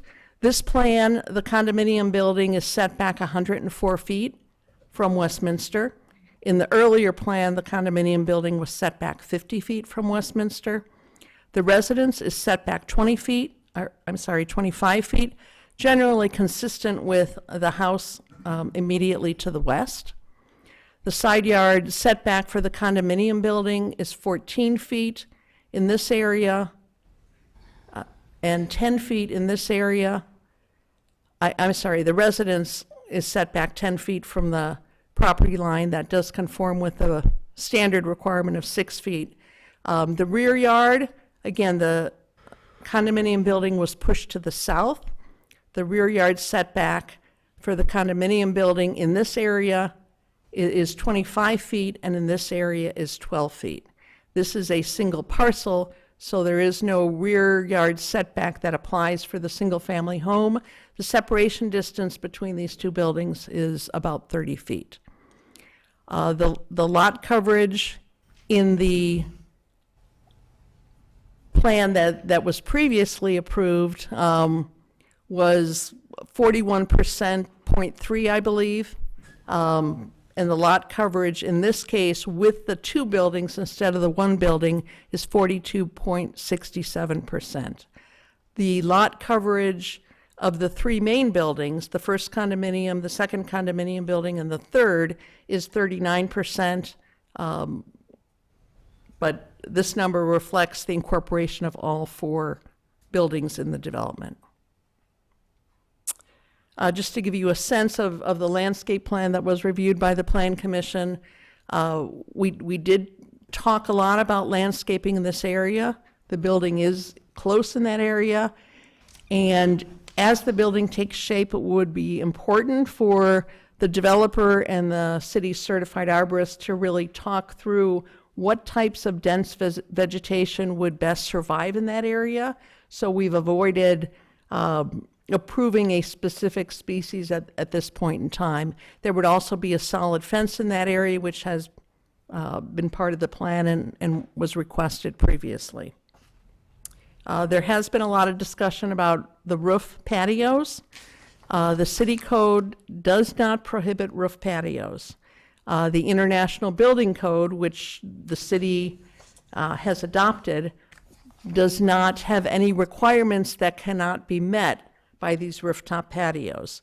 The International Building Code obviously has many provisions. It's a complicated document. There are different provisions for rooftop patios that are publicly accessible. In the case of this third condominium building, as well as the first and second, the rooftop patios are privately owned space, only accessible by the unit or units on the top floor. They are not open to the public. As with any aspect of a construction drawing that's ultimately submitted for permit, whether it's electrical or plumbing or fenestration or egress windows or stairway protection or rooftop patios, there will be a technical review that staff does. And knowing the interest around the rooftop aspects, within the last month, we actually sent one of our city inspectors to a seminar where a member of the International Codes Commission spoke specifically to this topic. So I'm confident that we are well-versed, and we would not issue a permit if the technical aspects of any plan, for whatever reason, were not satisfied. Plans often come in and they need to be modified to meet applicable code provisions. And our inspectors have multiple certifications and routinely study the codes, attend seminars for updates, so that they know how all those codes fit together and how to properly interpret them. And I will end with respect to the Plan Commission recommendation, the options before the City Council accept the Plan Commission's recommendation. The Plan Commission, in particular, added two conditions. One, that there be a really diligent effort to underground the utilities. There are overhead wires just to the west of this site, and I believe 3 or 4 utility poles. They're very visible from Westminster, and undergrounding those poles, as was done further south on the site, has really been an important point for the Plan Commission throughout their discussions. The Plan Commission also recognized that this area has been impacted by construction activity for a long time. We know that construction activity is disruptive. There's that balance between getting it done quicker or working fewer hours or fewer days, really thinking through how do we stage construction, where do we locate contractor parking. In this case, we have the advantage, and we used it for buildings 1 and 2, to have contractors park in the city lots. So the Plan Commission really wanted us to be creative and diligent around working with the developer to do what we could to minimize construction and to expedite construction to get it done. The City Council also has the ability to reject the Plan Commission's recommendation. And although I neglected to note it here, there's always the opportunity to remand. I did want to note, although there are the design refinement conditions that are included in your ordinance are not part of the Plan Commission's recommendation. I just wanted to call out that there were some design refinements that came out of the Historic Preservations Commission's discussion that, if you choose to do so, could also be part of this approval. I would be happy to answer any questions, Mr. Mayor. Alderman Bushman. Could I make a first point of clarification? I recognize that we do have two different commissions involved here and two different issues that we've identified. But I think we ran into a problem the way it was handled previously, where we had the Plan Commission reject the supplemental use permit, special use permit, and it came before the council. And there was a thought process then that maybe we should be looking to the HPC for input before acting on the Plan Commission recommendation of denial. The council decided not to go that route, and I think it generated, part of the problem we're struggling with now in dealing with the situation, because the HPC came in and they denied the certificate of appropriateness. And so here we have one body that talks about how to site the building, and the other commission talking about what's visually compatible and appropriate for that building. And so why deal with the site issue if we may ultimately decide that the appropriateness of the building is not appropriate? So can I suggest that we deal with both the HPC and the Plan Commission together, recognizing it will ultimately require different votes on the issues? That's what we're doing. Oh, I'm sorry. I thought we were just focused in on the Plan Commission. No, we're going to, as I went through before, we're going to listen to the two presentations, have questions, and then public comment, then we'll bring it back to the council for discussion on both matters. Okay, on that last point, I thought I saw in our agenda that when it comes to the council, we'll first have the opportunity of asking questions and then go into deliberations. Well, I think we're at a point now where we're asking questions of Kathy, then we'll have a presentation from the appellant for the HPC decision. We'll have a chance to ask them questions. We'll get public comment, and we'll bring both matters back to the council for deliberation and decisions, and those will be considered together. Okay, so you're reviewing now the opportunity for the council to ask questions on Well, both they the... can ask questions later, too. Okay. It's not the only opportunity to ask questions. Okay, if I can defer for asking questions until hearing more of the presentation. Okay. Thank you. You're free to do that. Thank you. Other questions for Kathy? Okay. Thank you, Kathy, and thanks for the presentation. It was very helpful. The next item is the appeal from the attorney for the appellant, Robert O'Donnell, considering an appeal of a decision of the Historic Preservation Commission to deny a certificate of appropriateness for the two buildings that comprise the third phase of the McKinley Road multifamily plan development. Good evening, Mr. Mayor and members of the council. My name is Robert O'Donnell, and I represent the appellant, 361 Westminster LLC. We're here tonight asking you to reverse the November 16th, 2022 decision of the HPC to deny a certificate of appropriateness to, as Ms. Cerniak referred it, the modified plan or the settlement plan, as it's referred to in the settlement agreement. I first want to spend a moment talking about or addressing myself to the scope of review of the HPC and the City Council and how they differ from one another and how that difference is important for your consideration of this appeal. The HPC reviews an application only with respect to the 17 standards set forth in the ordinance. Those 17 standards address themselves primarily to the visual compatibility of a particular design element, for example, height, as it relates to the property, the buildings, the surrounding areas to which it is visibly related. The City Council, on an appeal of the HPC decision, does so with respect to those same 17 standards and addresses itself to the visual compatibility, but does so through a different lens. The lens through which the council considers the appeal is those 17 standards in consideration of the broader perspective, taking into account the public health, safety, and welfare benefits to the city as a whole. So here, we would ask that the HPC decision be reversed for principally two reasons. The first is the fact that the 17 standards, or at least those that were applicable to the application, were satisfied.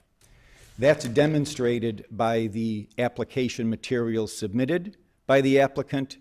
It's demonstrated by the thorough presentation made before the HPC. That conclusion is supported by the city staff's written report going through each of the applicable 17 standards and concluding that each of those standards were met.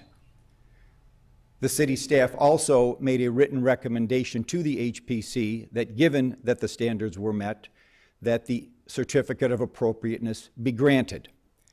It's important that I note the fact that the written report and recommendation of the city staff was accompanied by several conditions of approval.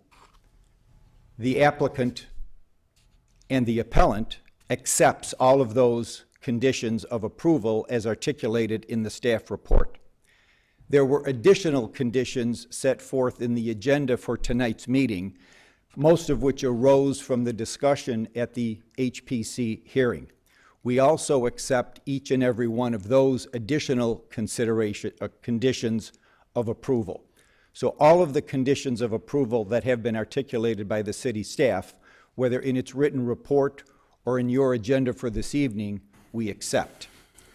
The second and maybe more compelling reason to overturn and reverse the HPC decision is found when this body exercises its discretion and looks at that decision in the broader perspective of the public health, safety, and welfare of the city.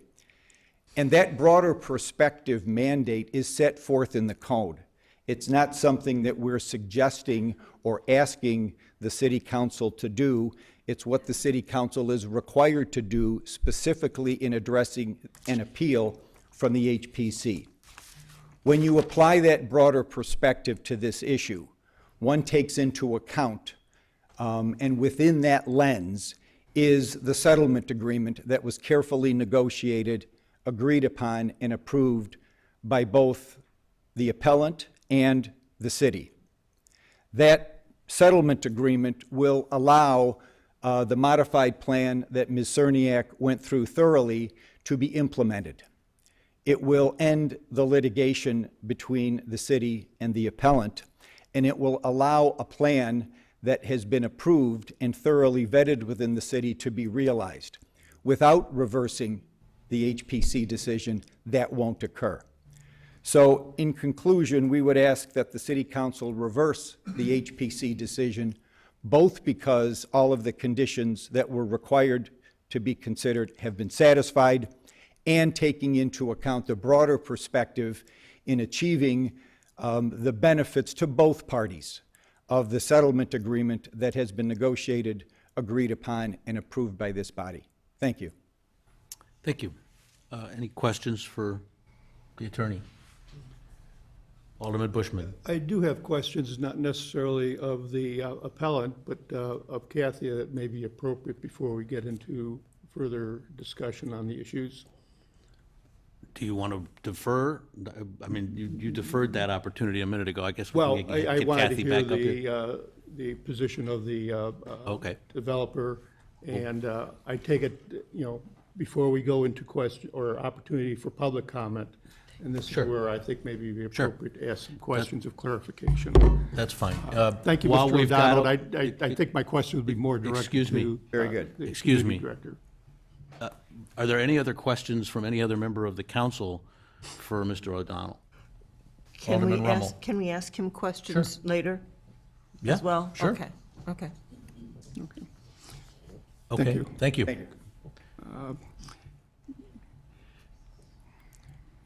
Director Cerniak, thank you for your presentation.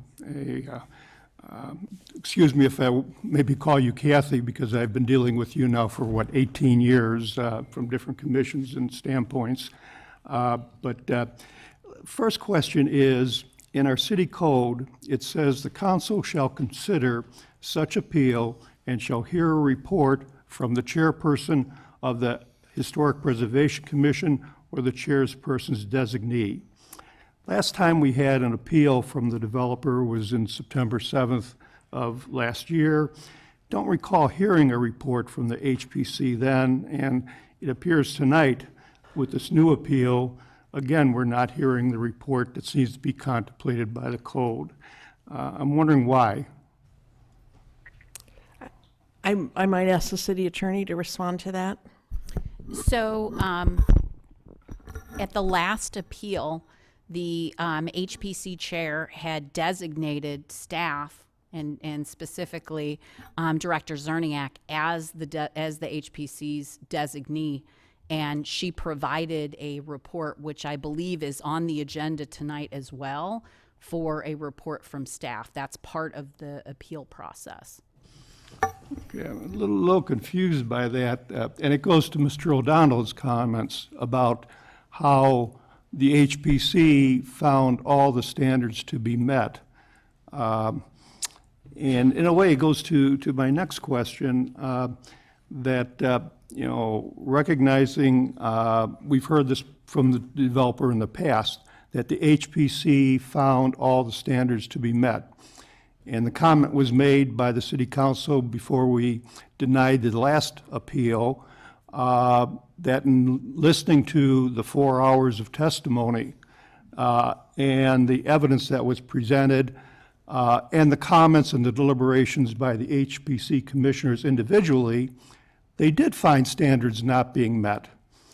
And as I recall, Mr. O'Donnell, the appeal you made to the council back in last year was on that very basis, that all the standards were met, and they should not have denied the certificate of appropriateness for that reason. And I think at the council meeting, we did address that. So I find it, why we still have this confusion as to what the HPC really said, and that goes to the question, and it goes into your litigation too, where you criticize the city for not having a specific findings, written findings, by the HPC on what standards were not met versus what standards were met. Now, I appreciate the staff has written a report on findings saying they're all met. I think we agree that's not within their purview to make those findings. That's within the purview of the commission. And I, would suggest in the future that we avoid this problem by staff deferring to the commission to see what what standards they do find to be met and not met, and then develop a written report. And I think we're missing that in this situation, as seems to be supported by your claims in the litigation that we don't have this observation or confusion as to what is the real findings of the HPC. And I admit I spent many hours listening and watching it, and I think many in the audience did it. And I think the impression we have, at least, is there were findings by the HPC that the standards were not met. But I would suggest that we maybe, and let me ask you this, is this an option for the council? That, if the feeling is that there's that we're unclear as to what the specific findings were, what the basis were, what the rationale, that we can remand this back to the HPC to come up with such written, detailed rationale and findings. Can't we do that? That is part of the majority of the city council's authority, yes.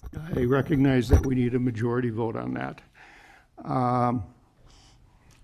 Let me go to next point, and that goes into the issue of the special use permit.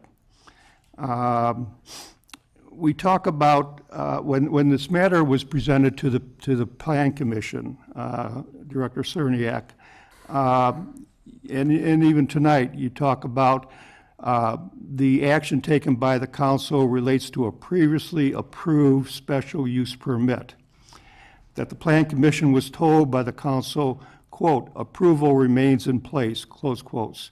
My question then is, these comments, are they intended to limit the scope of the Plan Commission as to what standards they apply or don't apply in considering the special use permit for the alternate plan that's now being discussed?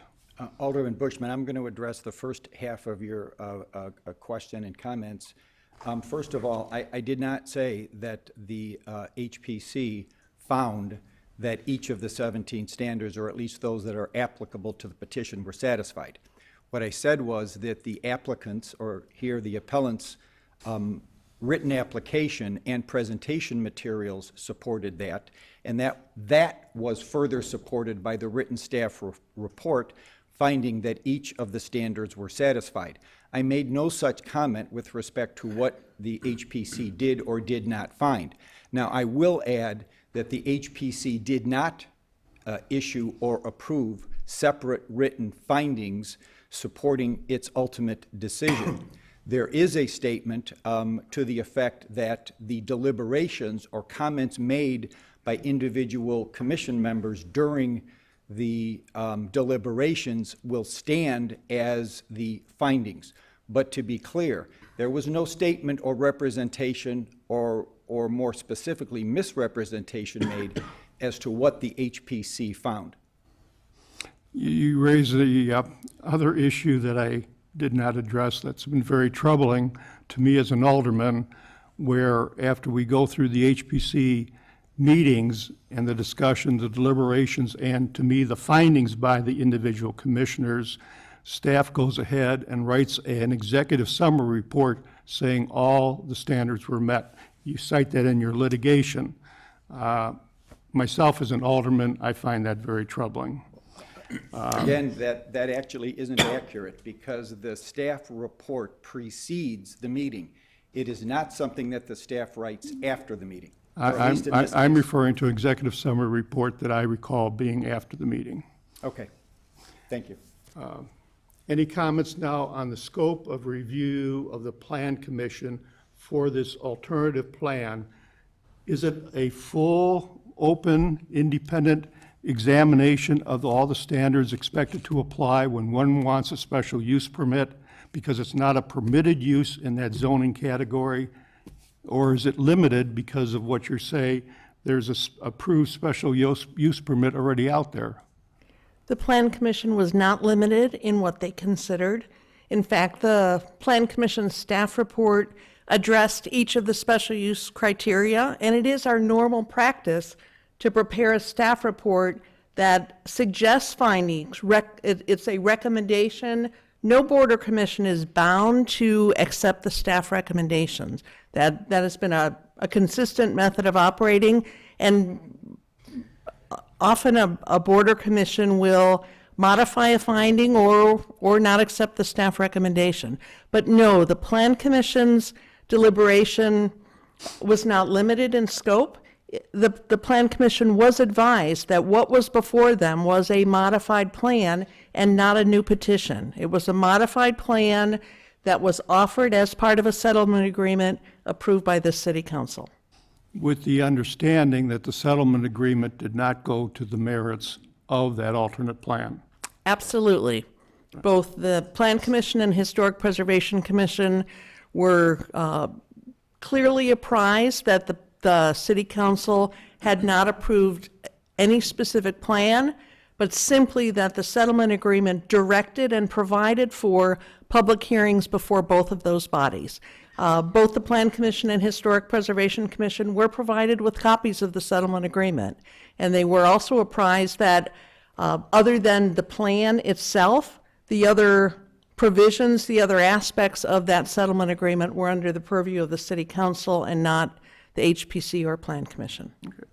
And you do recall that in the ordinance establishing the special use permit last year, that it did have in a paragraph relating to binding effect, a provision that this ordinance was not of any force and effect until the property transferred. And as of today, the property is not transferred, so is it fair to say that that ordinance is not of any force and effect? That is a legal question, and I will defer to our attorney. No, that's not the case. That's not my opinion. The ordinance is in effect. It is a valid ordinance. It's been approved. It's never been revoked. The provision you're talking about is triggered upon the sale. So that's what would allow development and building. It means that the ordinance does not provide the applicant with the ability to obtain a building permit yet until certain conditions are met, including purchase. But my opinion is not that that ordinance is invalid or not in effect. Okay, without getting into argument at this point, it's just questions. I'll cover that issue a little later. Could we have some other questions perhaps from some other aldermen if they're interested in doing so? Are you going to be asking me not to ask any further questions? Just, I think we want to give. Okay, some I'll take a break. to ask a question. You've been going for 15 or 20 minutes now. Alderman Morris? No. Oh, sorry. Anybody besides Alderman Well, I Bushman that would like to? I have a ask question of our attorney, if that's okay. Sure. Just to clear up some questions that have popped up in the course of this, and many residents have asked too, and I think you have addressed, but I think we need to publicly address the issue of precedent with this. There have been concerns that overturning the HPC's decision would set a bad precedent going forward, that waiving some of the requirements may form a bad precedent for future developments in the historic district. In my personal opinion, it's just unfortunate that this lot is still included in the historic district, but hindsight is 20/20, because I think it's a very steep hill for development of this nature to pass those standards required of the HPC, and I applaud the HPC for doing their best with this development. But can you just address the issue of precedent, please? Certainly. So I know this question has come up and we have discussed it. And there are concerns about precedent that if you overturn one HPC, you for whatever reason, that means you have to overturn all of them. And that's simply not the case. Each application before the HPC, or the Plan Commission for that matter, is based on the facts of that application. It is going to be, I can't imagine a situation where you will get the exact same application and it wouldn't be on the same exact property, because each property is unique, each application is unique, each set of facts is unique, each parameters for development will be unique, where the property is in relation to other properties. Those are all very fact specific. So saying that setting a precedent in one particular situation, whether it is overturning the Plan Commission on the zoning, their recommendation was positive, or overturning the HPC on the historic preservation, the certificate of appropriateness, their decision was a denial. Either one does not set a precedent for other either appeals or zoning applications that come before you, because they're so fact specific. Alderman. Yeah, I can just add to that. I mean, having served on the HPC for 6 years and as the chairman, we saw a lot of petitions, and I was never bound, or my colleagues were never bound with any precedents. You know, the people that volunteer for these boards and commissions spend a lot of time, in fact, more time than on the council. You actually go to the site, you talk to the neighbors, you're actually looking at the plans, you're diving into the details. And never once did I ever hear, well, this precedent's been set and we're not going to do the hard work. I mean, that's just not how our community development process works. It's not how the volunteers work. That's not the direction that I got as the chairperson of the HPC, and it's not how I functioned when I was on the HPC. We took a look at every single petition as a standalone. I mean, here's a great example.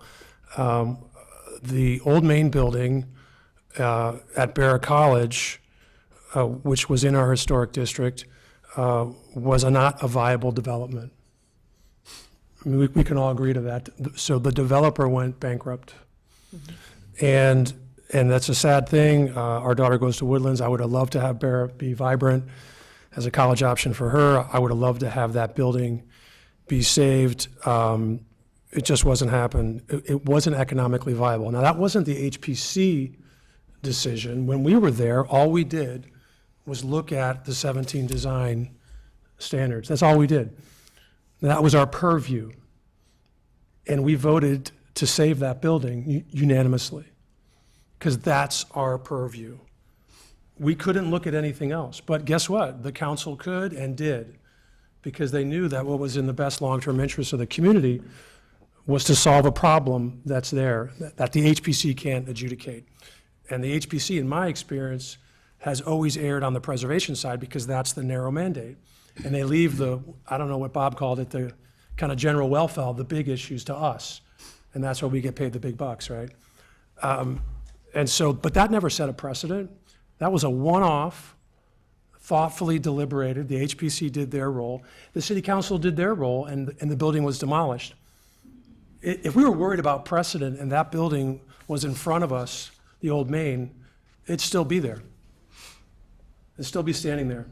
So I just want to assure everybody that precedent is not an issue if you're doing the work at the commission. And I know we did it at the HPC, and I just want to assure the public that that's not a challenge. Other questions or comments? Alderman Bushman. Thank you, Mr. Mayor. At the Plan Commission and the HPC meetings, I think they were told that the issue involving the library, or any issues involving the library, were not within their purview. And I think, Director Cerniak, you're aware that there was a letter sent by the library board to the commissions, also to the council, and to others. That letter, I was thinking whether I didn't see it in our material, maybe because there's so much material, I didn't just overlooked it, but is this letter a part of our record that we have before the council? Yes, the letter, I believe, was submitted both to the Plan Commission and to the HPC. Yes. It is included in the record. It was provided in your drop boxes. And Mr. Johnson, the chairman of the library board, testified verbally at both of those meetings. So yes, it is part of your record. I did see his testimony. And I'm not sure the public, though, has seen the letter. And I'd like to read into the record two sentences that are in the letter from the library board. We encourage the city council, city staff, HPC, and Plan Commission to be aware of the impact this space, and they're referring to the library space, has not, or not by the space, the condo building, has not only on parking, but also on potential future library plans to expand its services as desired by the Lake Forest community, including but not limited to user space, building use, and landscaping. And the concluding sentence is, given the opportunity of Outlot B and the proximity of the library northern lot line to residential development, we would welcome any opportunity to discuss acquisition of part of this area. If there is time to work collaboratively with our neighbors, our library board would like to have such a discussion. Has the city staff responded to this letter? No, we have not responded specifically to that letter. Going to the point of wanting to work collaborative with our neighbors and have a discussion on some property acquisition, is that something that we'd be amenable to? It really depends on the city council's action. The plan before you for consideration, the modified plan, does no longer designate that small parcel to be transferred to the library. So it wouldn't be appropriate for staff to have any negotiations based on a plan that isn't being considered. Okay. Do you know if there was any earlier discussions with the library board, library foundation, on their interest in this property? Throughout the process, and this goes, as you know, goes back many years, the library has participated in virtually every public hearing. Even before that, as the earlier ad hoc cultural corridor committee, the prior library representatives were involved. So yes, the library has been involved going forward in a discussion about this general area. If you recall, the alignment of the city-owned property is not necessarily advantageous to the library, and that was mentioned a number of times throughout the process. But yes, the library has been involved, and the city staff has not gone out ahead of any council decision to have any further discussions. And recognize that we have the Purchase Sale Development Agreement, the PSA of 2018, where their hands were tied in terms of the commitment to the purchaser to buy the property, but also the commitment to transfer what was called the library space to the library. In terms of the settlement agreement, it talks about a green space being where the library space was on the original PSA plan. Actually, do you have the site plan that was a part of the PSA agreement, what the parties had agreed with? I do not have that site plan from 2017. Because it does show the library space, does show what was there called open space, right? Do you recall that, Kathy? I do recall that plan. Currently, this is the plan in front of the city council. This is the modified plan or the settlement plan. This small parcel right here is the parcel that the purchase sale agreement refers to. In this plan, as we discussed, the green space, which in the past was directly south of the condominium building, has shifted to this area, more centrally located between the buildings. And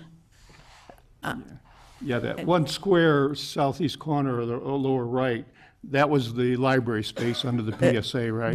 This parcel right here. Yeah. And depending on the council action tonight, if you choose to approve this modified plan, you are correct that there also, and I would look to the city attorney, but you are correct that there would also need to be a modification to the purchase sale agreement, or an amendment. And the PSA provided the area north of there to be what was called open space. Do you recall that? The area north of this parcel? North of the library space. Yeah, in there, right there. Wasn't that the so-called open space? The earlier plan, Well, I'm going to the PSA. What was agreed to by the parties? I don't have the 27 plan. This is the plan that was previously approved by the city council. The condominium building was shifted closer to Westminster. The green space was located not only behind the Phase 3 condominium, but it also extended to the west. And this parcel here was the small parcel that was going to be transferred to the library. Let me ask you this. Again, I'm going to the PSA, which is the binding contract between us and the developer. They talk about open space area, and that's the words they use, open space. And they talk about it being available for passive public use at all reasonable times. The green space you're talking about now, is that the same thing? Is it open space? Is it intended for public use at all reasonable times? Or is it private space, private property, just like a setback would be? There is a public access that would be required through to the library. There would be pedestrian access. on both of the roads and through That's this parcel the to the so-called library. alley. That would remain a public right-of-way. And a public access through the green space Okay. to the library. So There there would would be be some public access access, there. yes. I now would like to ask a question, a conflicts question. As we are all aware, not too long ago, the city council adopted a more detailed ethics policy, code section 40.01, with a new conflict of interest standard that's fairly typical these days. The new standard talks about appearance of impropriety. It tries to get away from looking into the mind of the individual. Are they biased? Are they influenced? Are they, somehow controlled by some other factors that they, are not, that they'll be influenced by these factors. Instead, the appearance of impropriety standard that we adopted focuses instead on the public perception of how it appears, sometimes referred to as a blush test, sometimes referred to as a smell test. And I raise this, Alderman Morris, and I know we've talked in the past about it. Mayor, I have to object to this. This is an improper discussion. Considering this is an incredibly undiplomatic thing to do, and it's calling into question Alderman Morris's ethics. We I have said no such thing. Please allow me to finish my objection, Ray. I've been very patient listening to you. Mayor, this is not the topic for discussion tonight. We need to focus in on specifically the two agendas that are agenda items in front of us tonight. And I won't listen to Alderman Bushman accuse Alderman Morris of being unethical. As a matter of fact, I would move for a 2/3 vote on this and ask Alderman Bushman to cease those types of discussions. I'd like to point out that in our prior discussion of the settlement agreement, Alderman Morris voted and Alderman Bushman raised no objection. Can I comment?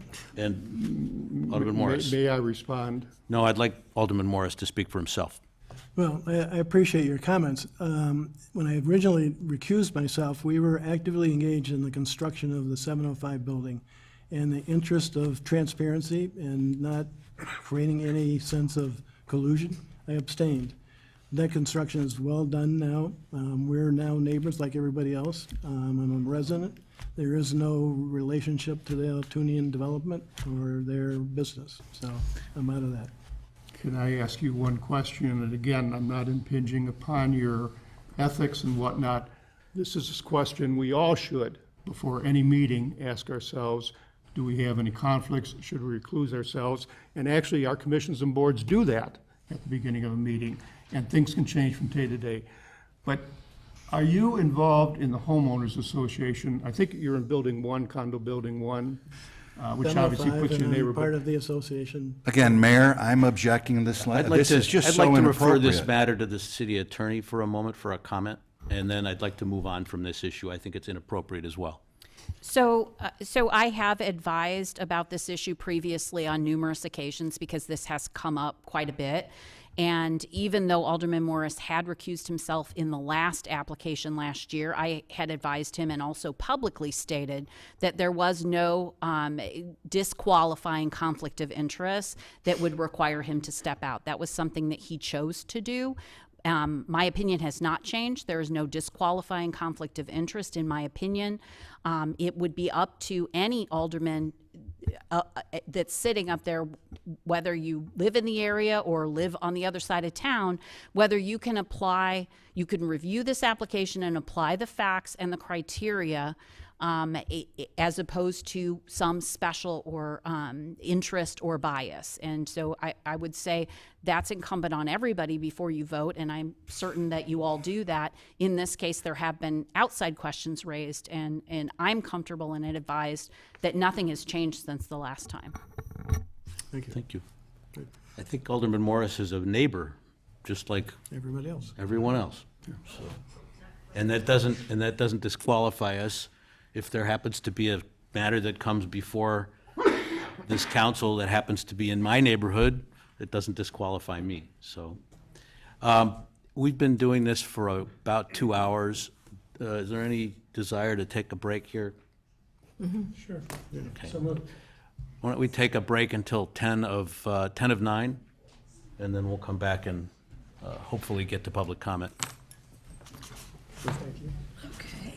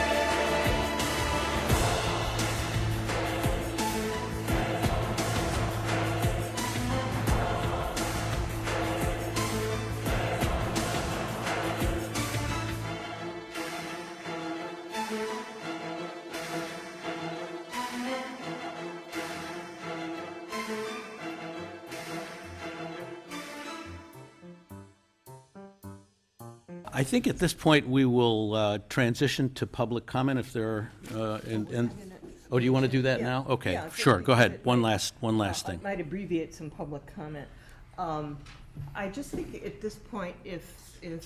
Cerniak would review, not only, I think some of us have a pretty good sense, although I'm a little confused on some things, as to exactly what conditions the staff recommended to the HPC that were included in the staff report, and then what additional conditions the appellant is now agreeing to, so that we all are working from the same set of list of things, if that's okay. And Mr. O'Donnell, you know, if you disagree with any of it, it would be nice to know at this point. Thank you. Sure, I can summarize both the conditions that were recommended in the original staff report and then additional conditions we pulled out in the event that the city council chose to overturn the HPC decision. Because I think there were 7 in the staff report, right? And I don't have the complete wording of those, but I can speak to what they addressed. And most of those are fairly standard conditions. One condition spoke to exterior lighting. We always review exterior lighting to assure that it's consistent with the city's lighting guidelines. That light is directed downward, fully screened by a fixture. But that condition was enhanced to state that except for any security or safety lighting required by code, that there would be no exterior lighting on the east elevation of the building. There was a condition that spoke to landscaping landscaping in general, but also more specifically landscaping along the east property line, and the fact that before anything is planted, before a final determination is made on species or size or density or configuration of that vegetation, that the developer would need to work in collaboration with the city's certified arborist. Certainly, we always encourage developers or property owners to also communicate with neighboring property owners. There's a condition requiring that any rooftop mechanicals are fully screened, along with the patios, the active areas of the patios. And then there was a condition that placed limitations on construction activity, how it will be managed, hours of operation. I know early on we heard a request that there be no construction allowed on Sunday, despite the fact that the city code does allow construction 7 days a week. So that's a summary of the conditions that were included in the original staff report. Based on specific comments about details, design details, that were made by members of the Historic Preservation Commission, we've also offered these 5 additional conditions. Replace the window in the gable end of the garage with a vent. The window was seen as not being appropriate for the architectural style. That the dormers, the details and proportions of the dormers on the front and rear elevations of the home should be studied and refinements made as necessary to reflect further the colonial revival style that the house is intended to replicate. And we do have some information, some detailed information on dormers that we provide to the commission. We can provide that to the developer as well, as we've done with other developers. There is a condition to replace the proposed standing seam metal roof on the front element of the house with wood shingles. And that's assuming that the roof pitch on that roof element is sufficient to support wood shingles. There's a condition that the east elevation didn't accurately reflect the projection of the dormer, and that would need to be corrected as part of finalizing the construction plans. And there was a request to minimize the dominance or the appearance of the chimney through a subtle color.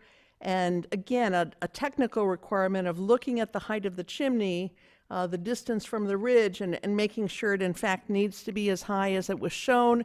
And if the code requirements would allow that chimney could be shortened a bit. Those are the conditions that are included in your materials. I also picked up from watching the HPC, there was something about reducing the width of the posts that was discussed. Did you pick that up? Perhaps that was on the front porch. And certainly we always look at appropriate proportions. I don't remember that specifically, but those are the types of review that we would do just in the ordinary course of reviewing plans. And there was also a condition, I think, because this has come up, that there would be no certificate of occupancy issued for the condominium until construction was well underway with the single-family home, right? Yes, and actually, that should probably be that came out of the Plan Commission as well. So if you choose to move forward, I would suggest amending the ordinance to include that condition, that the house needs, permits need to be issued for the house, and at a minimum, the foundation underway before we issue a certificate of occupancy for the condominium building. And that was to assure that, in fact, the house was constructed.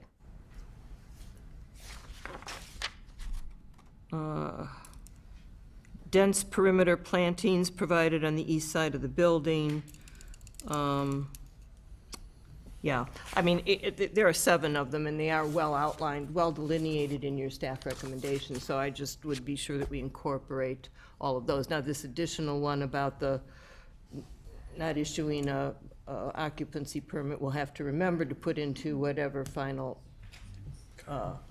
If you choose to move forward, you can direct us to incorporate that into the ordinance. Okay, we're gonna have to remember that. Kevin, Fresh life. so can you just touch on how we monitor, or how you monitor, or the city monitors the special use and these conditions, either it be noise or light? You know, it's come to our attention in the past, and I think it's important to understand and ask questions so we know how we stay on top of some of the conditions, especially as it around noise or light or activities or anything around the special use. The first level of review, of course, occurs when the construction plans come in, and we would require modifications or add notes. But certainly with special uses on an ongoing basis, there can be issues that arise. And once we learn about those, we would first make a contact with the property owner, or in some cases, special use permits are issued to organizations. We would first make that contact, and most of the time we can get cooperation and address the issues. But certainly if, for instance, if after this approval, if lights, exterior lights that were not approved were added onto the east elevation, we would issue, after attempting to do it through a courtesy notice, we would issue a notice of violation and require that those be removed. Thank you. Okay. At this point, I think it's time to move to public comment. I'd like to provide some guidelines here. I'd like to remind everyone that while this is not a public hearing, we do welcome public input. Each speaker will have up to 3 minutes to speak. Time limits may not be combined or passed to others. Formal presentations and demonstrations are not permitted. If you wish to support previously made arguments, please respect everyone's time by simply stating that fact rather than repeating the argument in your own words. And with that, I have a few people who have put in requests. Yes. Can I just add to that we have received a number of your emails, and I did receive a couple of phone calls today, and I did not have time to respond because they were coming up through my workday today, but we have heard you. So if you have sent something, it might be for our time to just say, I hope you received my email, and keep it brief. We would really appreciate that, and thank you so much for participating. First request here is from Laura Luce, 111 Ridge Lane. Okay, so I don't have to tell you where I live, but I will say that these are my opinions and observations alone. In 1997, the HPC was established to continue and strengthen the city's tradition, valued by and at the behest of residents, to take proactive steps to preserve the unique historic character of Lake Forest. Since then, at times, the city has shown partiality towards developers, ignoring the codes required and enumerated in the 17 standards of the Historic Preservation Ordinance. People come here because Lake Forest is different from elsewhere, everywhere else in Chicago, on the North Shore and across the country. It is special, it is historic, it is beautiful. I feel it is important that we keep it that way. Not because I am against development or change, but because development and change have to be well thought out and compatible with the character of our town. You, the City Council, need to uphold the authority of the HPC. Do the right thing. Say no, because there is no going back. You hear this at every meeting. Drive down Green Bay Road in Highwood or Highland Park, see the brick boxes built to the sidewalk. With regard to another proposed development, I made the observation in public comment that the developer and architect seem to have as their goal the explicit alteration of the character of our town. But now I feel that it's also city staff and certain commissions, and even some on the city council, who are willfully denigrating the visual character of Lake Forest by not enforcing and defending our ordinances. You serve at our pleasure. These ordinances are to protect all the homeowners who don't want an ugly condo or commercial building next to them. What's the next special use permit that's going to be approved? For example, for the parking lot behind my historic 1927 David Adler House, where careful zoning was set up by no less than Edward Bennett, specifically to provide a buffer between the estates on Green Bay Road and the CBD. Because make no mistake, you are setting precedent here by arbitrary and capricious application of ordinances. I am the next homeowner living within an historic district whose property value and quality of life will be harmed by a future 3-story condo and party deck. Next time, perhaps on Deer Path and Oakwood, when city staff working with developers seek a transition of the area from single-family homes to multifamily residential and commercial use. The protections provided by our zoning and ordinances are for all the homeowners in Lake Forest who want to constrain full build-out and incompatible development. We need to be stewards of the uniqueness of Lake Forest. Lest you think that my views are antiquated, let me quote Carol Summerfield of the History Center from just last month, who eloquently said, quote, "Stewardship is our attachment to history. It grounds the past to the present and the present to the future. Because if we do not understand that arc, we don't know where we are going." Thank you. Thank you. Next is Jamie Robinson of the Bruno Firm, 205 North Michigan Avenue. Mr. Mayor, I would like my colleague, Bridget O'Keefe, to speak first, if she may, and I can speak after her. Fine, whatever you want. Please introduce yourself and give us your address.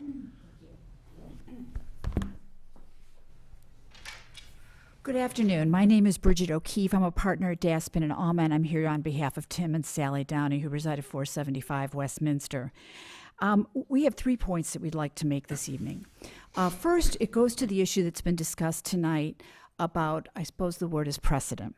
There's 17 standards that must be met, and the code provides the city council with the right, as Mr. O'Donnell said, to provide a different context and look at this from the broader perspective of the health, safety, and welfare. So I urge you to really think carefully about what the implications are of the decision you're going to reach tonight. I agree with the alderman that said each case is fact-specific and they don't replicate each other because each one has to be judged on its own. And I do agree with that. But what's unique about this situation is that this is a property on the border of a historic preservation district. You have 5 historic preservation districts, I understand, in Lake Forest, which have a lot of border properties. So it's really important that you preserve the integrity of the historic preservation district. When that district was created by ordinance, there were certain criteria that were deemed to be special that justified the creation of the district in the first place. And when you, at the HPC or the city council, look at a project, you have to look at what made that historic preservation district unique and special. And to do so, you look at the other buildings within the district. You look at the criteria that underlay the designation. In this case, what's different is that the applicant's asking you to judge this project, this design, by buildings outside the district. The building 1 and 2 are governing the design of building 3. Buildings 1 and 2 are not in the district. They didn't have to go through the strict process. They didn't have to comply with the standards. But like it, if the developer likes it or not, building 3 is in the district. It does have to comply. And the decision you reach tonight is important. Are you going to uphold the standard that is used by historic preservation commissions across the country, where you look at other historic preservation districts to guide you in appropriate design? Or are you going to look outside a district to buildings that aren't in the district, that aren't subject to the standards, and that it's more the Wild West? So it's really important that I understand what you're saying about precedent, but the precedent you're creating applies to every property on a border of an historic preservation district in Lake Forest. And I think it's clear that the standards have not The 17 standards have not been met. The neighbors retained an historic preservation consultant to review the project to determine and advise them if the revisions brought the project to compliance with the standard. And they were informed that the 4 following standards continue to not be met. Standard 7, the relationship of materials and textures. Standard 8, the roof shapes. Standard 10, the scale. And Standard 14, compatibility. So there's 2 other brief comments I'd like to make. You've hit your. I'm almost sorry. wrapping up. This just is dealing with procedure. I'll be very brief.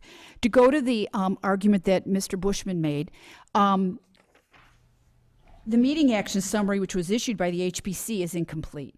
The motion approved by the HPC to deny a certificate of appropriateness is based on deliberations that were supposed to be referenced in meeting minutes that were supposed to be attached to the exhibit and to the summary, which was not done. Our clients challenged the completeness of the HPC record and questioned how an appeal can be considered when the minutes which constitute the basis for the decision have not been provided to the City Council. And to add on to what Alderman Bushman said, and when no member from HPC is here tonight to provide their report to the City Council on what actually occurred. And the last point I have is with regards to the zoning. Our clients assert that it's premature to consider the zoning and the amendment to the plan development. The subject property is located within the historic residential and open space preservation district. The city code provides that certain findings must be met for projects located within this district to proceed. The Plan Commission report fails to address these findings, as does the draft ordinance, which you have asked to vote on tonight. There is no addressing of the findings required by the city code. Thus, we believe you should not be supporting the amendment to the plan development at this time. So we thank you very much for your time. We greatly appreciate it.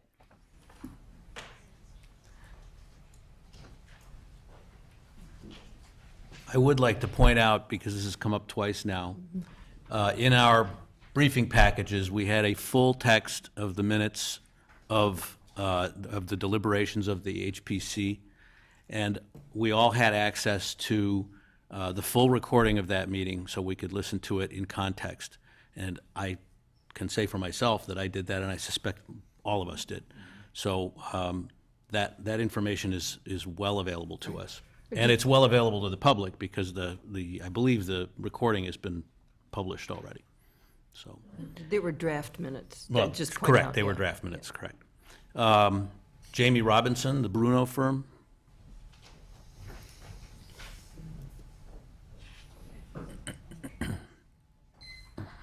Good evening, Mr. Mayor, members of the council. My name is Jamie Robinson. I represent Jeff Terosian, Laura Terosian, and Maggie Coleman. I also represent Jeff Terosian and Maggie Coleman in the underlying litigation that is the subject of the settlement agreement. I have 2 points to make tonight, and one of them has been talked about previously and dovetails onto what my esteemed colleague Bridget O'Keefe testified to or talked about, and that is the precedent that is going to be. Oh, I'm sorry, I apologize. And that is the precedent that's going to be set. And I say that because I litigate these cases for a living. And I can tell you that I would argue the first thing is that you're not following your own ordinances. You're not upholding the standards. You're not following what the HPC decided, the HPC who are experts in this matter. And if you have any question about what bad precedent means or how it actually plays out, just look at the McNaughton case, which was just recently decided by the court against this city. And a very similar argument was made by Mr. O'Donnell, arguing about how all of the different developments in the city were the same as the Amberley Woods. And that's why they won that case, because the court basically said, if you don't enforce your ordinances, I'm not going to enforce them either. That's bad precedent. And that's what you would be doing here if you approve this project, overturning the HPC Commission's decision. Now, Mr. O'Donnell talked about the settlement agreement, and that's why you should consider approving the project, because this is in the health, safety, and welfare of the community. There's nothing in the settlement agreement that requires any of you to vote in favor of this project. That is clear. There is a project out there that could be approved, but that project is not here before you today. And what about the health, safety, and welfare of the historic preservation districts? What about the people that live within that district? Isn't that what you need to consider? What are you doing to the HPC and their ability to uphold these standards if you overturn a unanimous decision? You are gutting the function and the purpose of the HPC.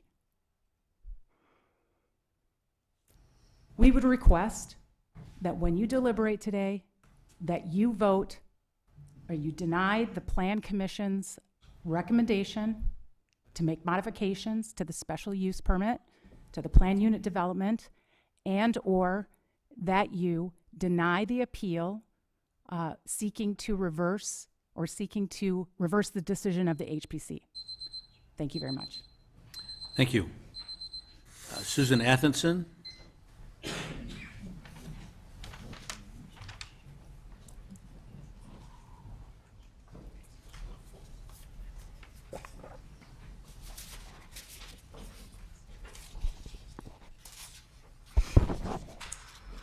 Good evening, Mayor Pantaleon and City Council members. I am Susan Athenson, President of the Lake Forest Preservation Foundation, and I am supporting the Preservation Foundation tonight. Personally, I am a lifelong and sixth-generation resident of Lake Forest. I have served on the Building Review Board for 6 years, the Historic Preservation Commission for 6 years, and the Plan Commission for 3 years. Many of our past and present board of directors and 500 members are also lifelong residents of Lake Forest and have also served on city boards, commissions, and the council itself. So last Friday, the Preservation Foundation sent you our opinion regarding the proposed appeal to the HPC's denial for Phase 3 of the McKinley Road development.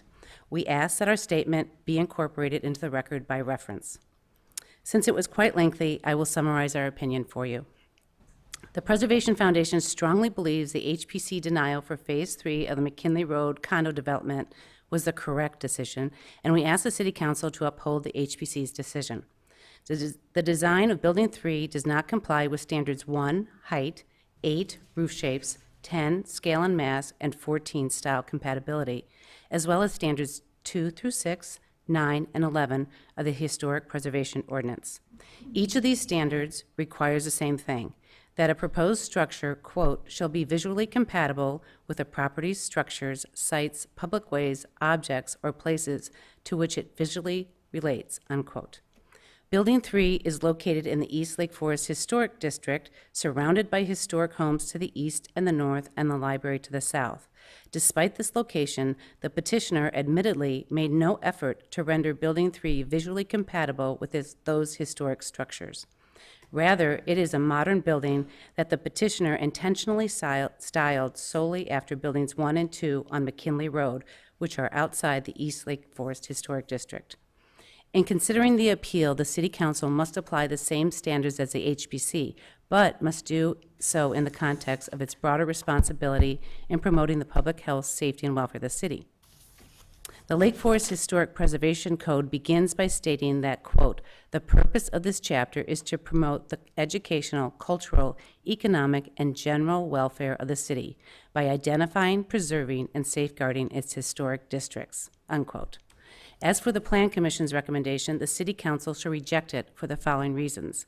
1, the petitioner failed to meet its burden of showing that the special use would not be injurious to the use and enjoyment of other properties in the immediate vicinity, substantially diminish property values, negatively affect the overall character of the area, or allow a structure that is incompatible to the architectural appearance of structures around it.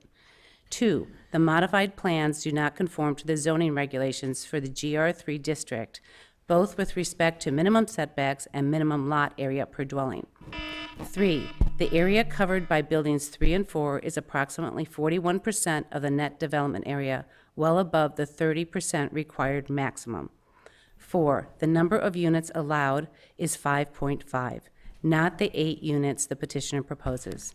And 5, building a condominium in a historic district that is wholly and intentionally incompatible with the structures in that district is not in the public welfare. So in conclusion, Phase 3 clearly does not meet the City of Lake Forest 17 standards of the Historic Preservation Ordinance. The HPC voted unanimously and correctly to deny a certificate of appropriateness. We ask the City Council to confirm the Historic Preservation Commission's denial of this Phase 3 petition, and we object to any overturning of the HPC's decision. We ask that the City Council reject please the wrap up your approval comments? of the You're well Plan over. Commission because Phase 3 does not meet the standards of the special use permit and the GR3 zoning requirements. Thank you for your consideration. Thank you. Tim Downey, 475 East Westminster.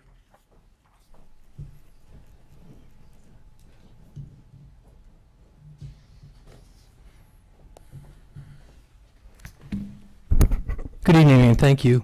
I live here, but I'm also in the development business. I queue up projects for resorts. I did Great Wolf, and now I'm queuing up from Kalahari. So I'm used to going into communities, getting approvals. Did Historic Williamsburg, the tourism district in Niagara Falls in Canada. Tried to do Cape Cod. I go in and I understand the development restrictions. I go to the community and say, what does it take for me to develop in this community? And I get directions. Colonial Williamsburg gave me direction. I got a resort built there. Tourism district in Niagara Falls gave me direction. Got a resort built there.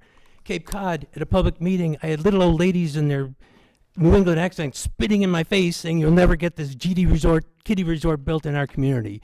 There's no resort in Cape Cod. So I get it. Here we have a developer who's trying to do a mini-me version of buildings 1 and 2 in the historic district. I get it. It maximizes profitability for him. That building design maximizes his development potential. But the reality is, at the core of this, it does that design, which historic preservation has repeatedly says is not compatible in the historic district. It's nothing more than that. And when, Mr. Mayor, you respectfully said that there's been many modifications over the years in this, there have, but the core objection of historic preservation has never changed. That core building design has never changed, and that's the problem. There is a different building design here that will work within the preservation standards, but it lessens the profitability in this development, and so the developer doesn't want to do it. I get it. He wants to push and get the most profitable project possible here, but it isn't allowed in this district. That's all there is to it. This mini-me building doesn't work in historic preservation. So, I'm 64 years old, got 15 grandkids, and I'm at a point where you want to teach your grandkids about honor, integrity, and fighting for values and respecting the laws. I will spend whatever time it takes, whatever resources it takes, to make sure Lake Forest standards are upheld. And if a certain decision is made here tonight, you'll be trading one lawsuit for another. Make no confusion. Have no confusion about that. There are clear standards here that have been in place forever. Historic preservation has been consistent throughout this. This building design does not meet its standards, and we will fight to the end to make sure those standards are upheld. Thank you. Thank you. Reed Daly, 385 East Westminster.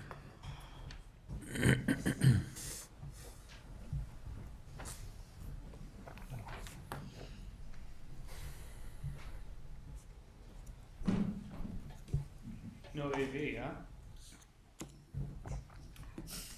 I think you're familiar with that.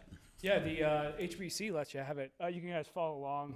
Twitter.com/Reed Daily. I posted my presentation. So I want to just talk about a couple things in terms of the property. So we talked about lighting for the new property. The presentation that we presented, or that was presented at the last HBC, which is the most revised version, does show a number of step-ups in windows. We took pictures outside our property yesterday evening. Not only do they have lights outside, but they do not face down. So that's one thing I want to call out. The next thing I want to call out is the patios and the balconies. Butting up to my property are 6 balconies. If I look at the property is supposedly 6 feet off the property line, which is less, by the way, than the distance of from there to there. I just want to call that out. I have no idea how you can put a balcony in between 6 feet and then not be basically on top of my property. This building is 3 stories tall. You're telling me you're going to put less than 3 feet bushes? How is that going to provide any coverage for my property? We talked about buckthorn and greenery. I've lost all of my trees. 30 trees are down. I have full exposure to their 2 buildings today. It is Christmas in July every day for my family, on top of the construction noise. Let's talk about construction. The developer tore down the building in front of us on Easter, knocked over our fence, and didn't have the courtesy to say, "My bad, I'll come fix it." No, he left it there. You can go look at the pictures. It's still down. He left his construction equipment up. It's ridiculous. It's unacceptable. I've gone out there multiple times and had to clean up trash from them. In terms of green space, I think you called out green space, Mr. Alderman. Where's the green space? There's no green space. This property is like putting Legos to the edges of the walls. I mean, it's taking up every piece of space. I have no idea how this is driving value to this community. All this is doing is putting a box of a factory here, and it's crushing the neighborhood. My value is already down at least $250,000. This is legacy here. This is, you're turning this community and that property into what I see 2 towns over. Is that the legacy that you guys want to have when you're leaving your post to say, I turn this to Highwood?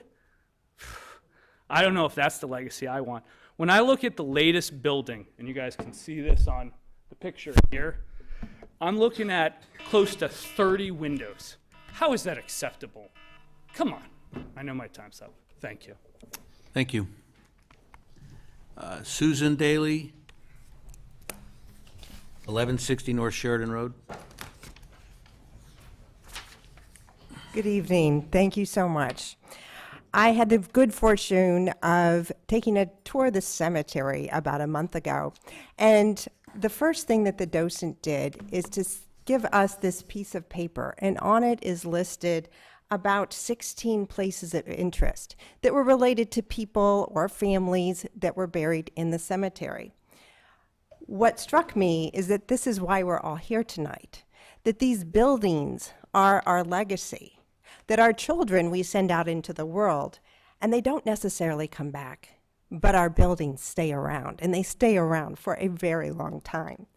It's my suggestion that the council table this discussion, that the council get outside legal review to look at the claims and possibly rebut the claims made by the appellant's counsel, especially in relation to the recommendation of the HPC. This has been a very emotional discussion. We have very fine city staff, and I highly recommend that we get outside counsel that can better assist. Thank you. Thank you. Rami Lopat.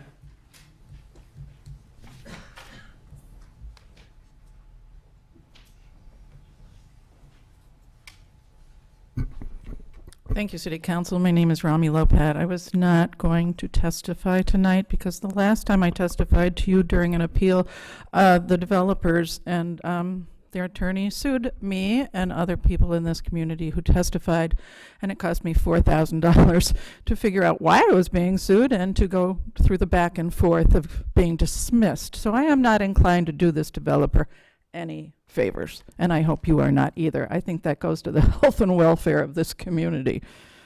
I do want to come to Alderman Bushman's defense. He was asking about open space, and Alderman Bushman, you are correct. When the City Council approved the master plan in 2017, it approved Exhibit E. It was called the land swap, and it was a swap of the south lot of the city-owned property for 2 parcels, Outlot B, which was to become the 8 parking spaces for the library, and the northeast section of that same property was marked clearly on the master plan as open space. Later, when Condo 3 was proposed, the south part of the lot was designated as open space as well. Those two pieces of open space appear to have disappeared now, but neither of the, and I would like you to clarify that because I do not know, I don't think anybody does. Certainly the Plan Commission did not discuss that, neither did the HPC. So as to whether the code is being followed for open space, including setbacks larger than normal in the overlay district, that needs to be certified by all of you before proceeding. Ms. Cerniak also said that 43% of the north and south city-owned lots will be covered by buildings. What she did not tell you is that the city code allows 30%, not 43, 30. And the Plan Commission has not reviewed those numbers. In fact, I would challenge that the Plan Commission never took a look at the total square footage of the entire planned development. Buildings 1, Buildings 2. I cannot get the square footage of those 3 lots together. I'm guessing it's under 2 acres. I've used that in all my calculations, and I think that lot coverage, again, remember 30%, it could be as high as 80%. Think even higher. Think of 4 buildings on less than 2 acres.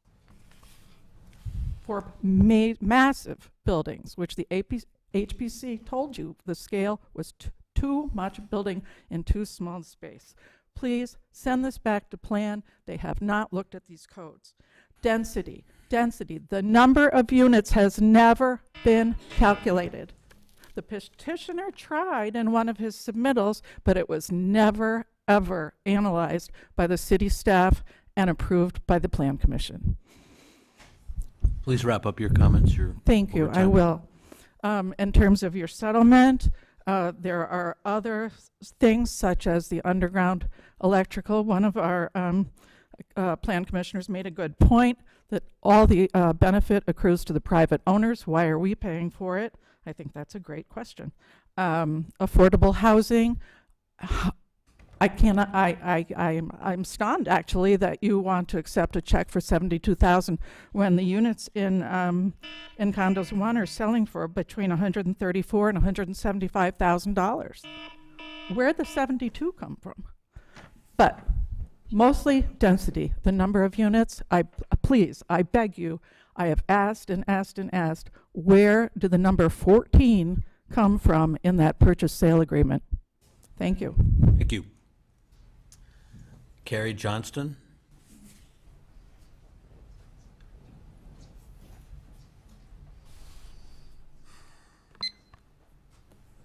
Good Could you evening. share your address, please? 755 Highview Terrace. Okay, thank you. And I just have one question for the alderman. How far do you live away from this proposed building? And I would guess not one of you, with maybe one, I take that back, one exception, live probably Right across the alley. a quarter of a mile or more away. So how can you speak to these people's duress when you have no clue because you don't live there? Okay. Anybody live there other than Mr. Morris? But you're all making the decisions for these people that are right on top of it. That's our job. You could do better. Thank you. Regina, I believe it's Lind, 338 East Westminster.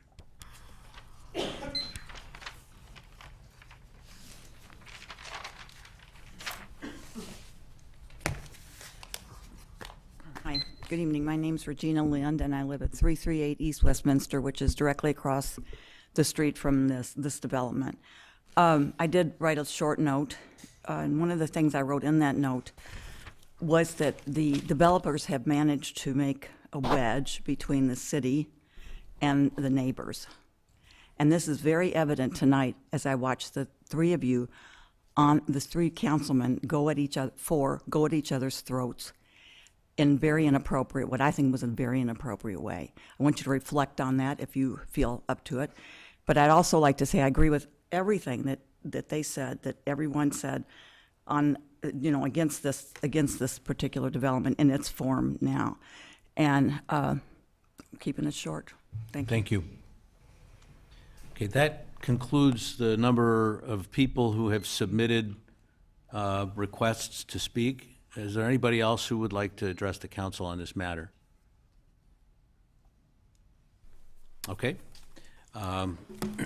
Hearing none, we're gonna bring this back to the council for discussion. But before we do that, I'd like to frame this maybe a bit differently than the way it's been framed tonight, because I don't think people fully understand the situation that the city is in here.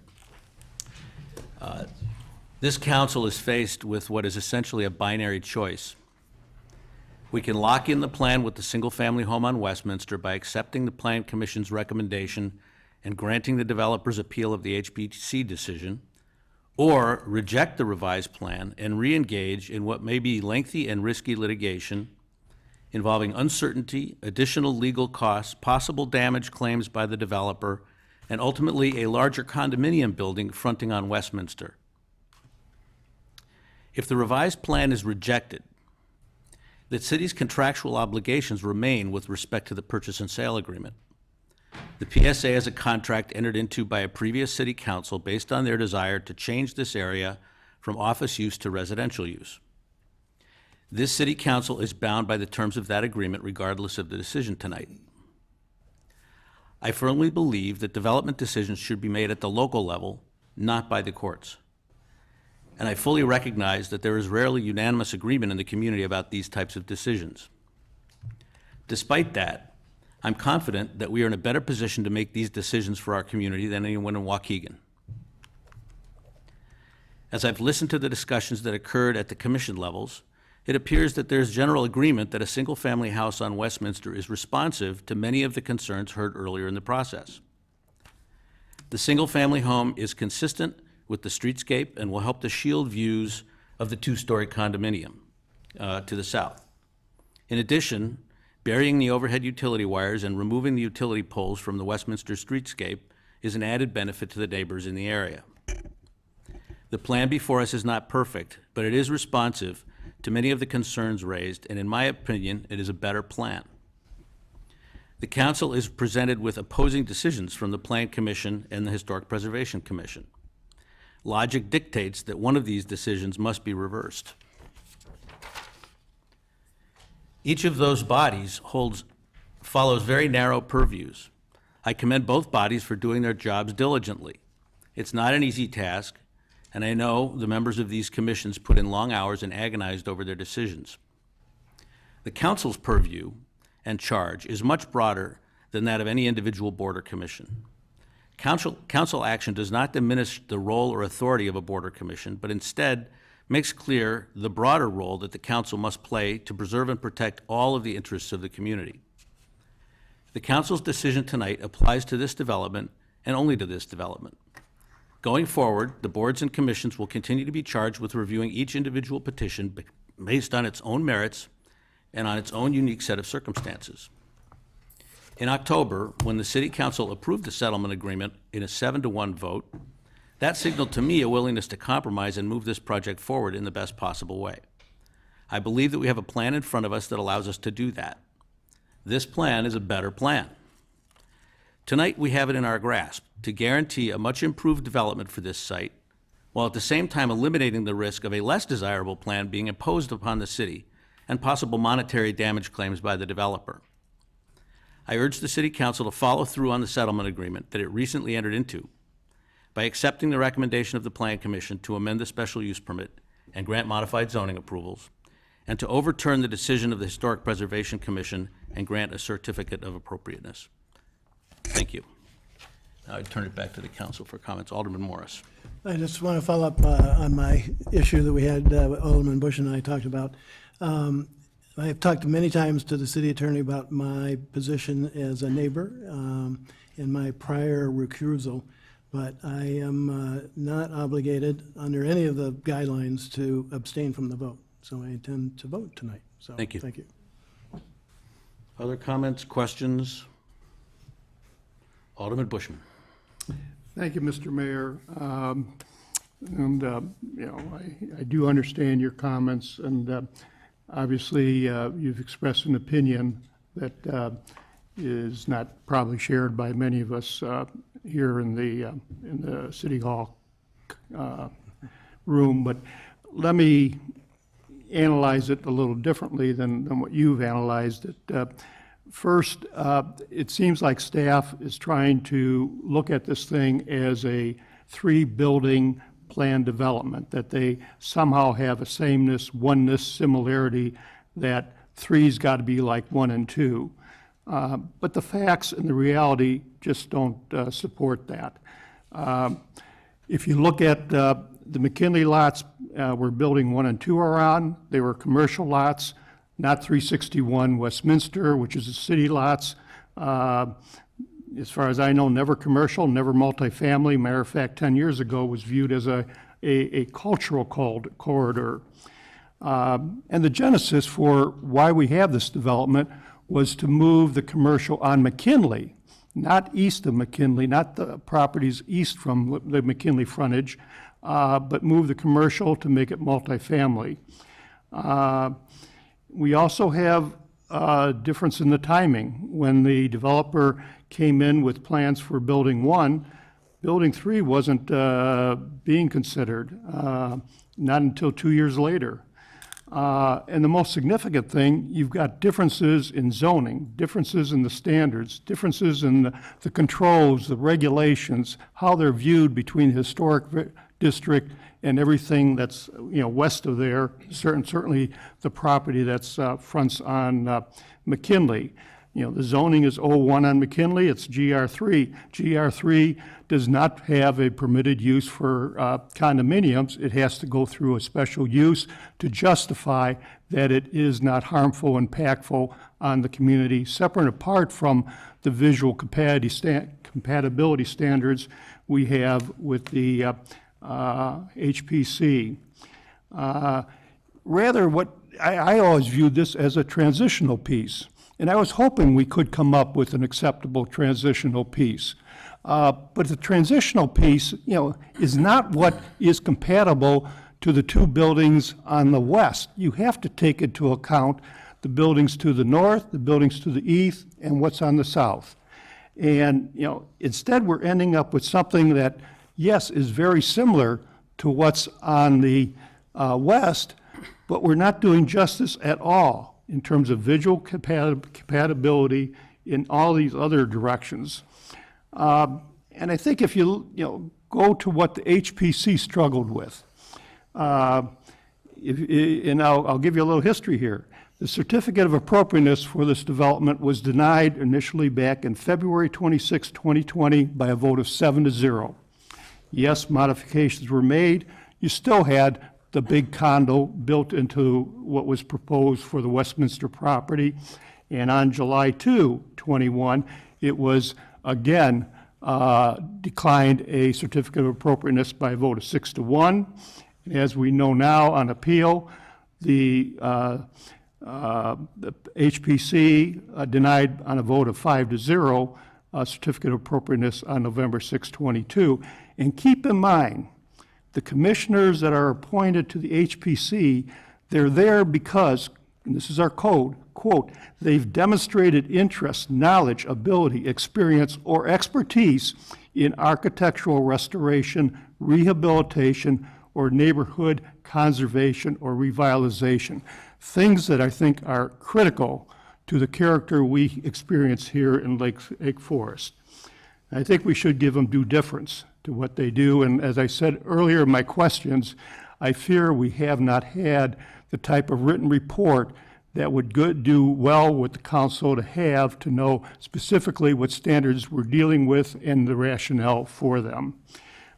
So if there is a consensus of support on the part of this council, I would suggest a remand back to the HPC to develop a written report specifying what standards were not met and the findings and the rationale to support that.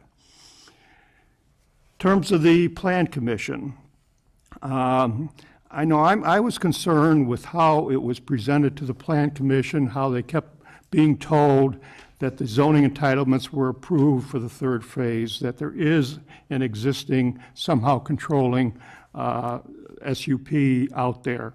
I'm happy to hear that the PC was intended to look at a full independent review and not be somehow burdened by what was done earlier on the the initial development that went to vote.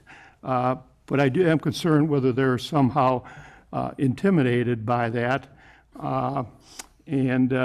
Remember going back to when the project that's in litigation now was before it, they voted 4-2 to deny the petition for the supplemental use.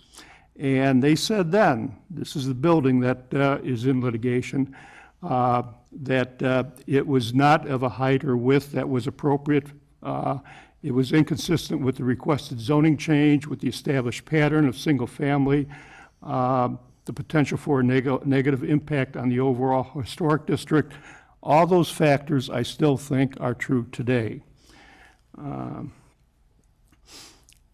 And, you know, I raise questions about the library because I really feel sorry about the library.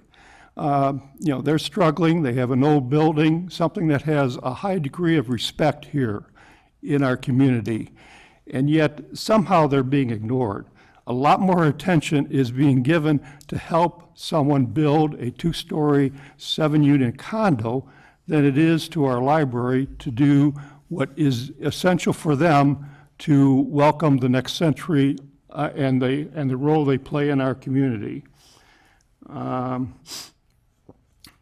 Litigation.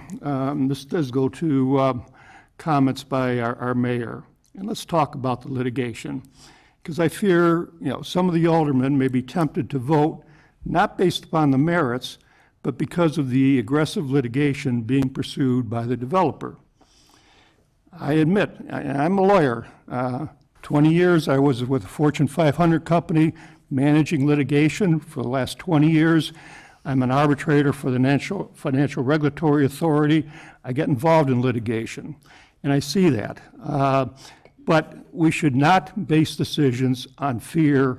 We should base it on what is, or the easy way out. We should base it on what's right. And I'm going to propose something that I think is maybe surprising to some of my fellow aldermen. I feel the developer has more to lose than the city in pursuing litigation. And I'm not just talking about paying more in legal fees. First, we all have to recognize, as much as we could lose the litigation, the developer has to realize they could lose the litigation.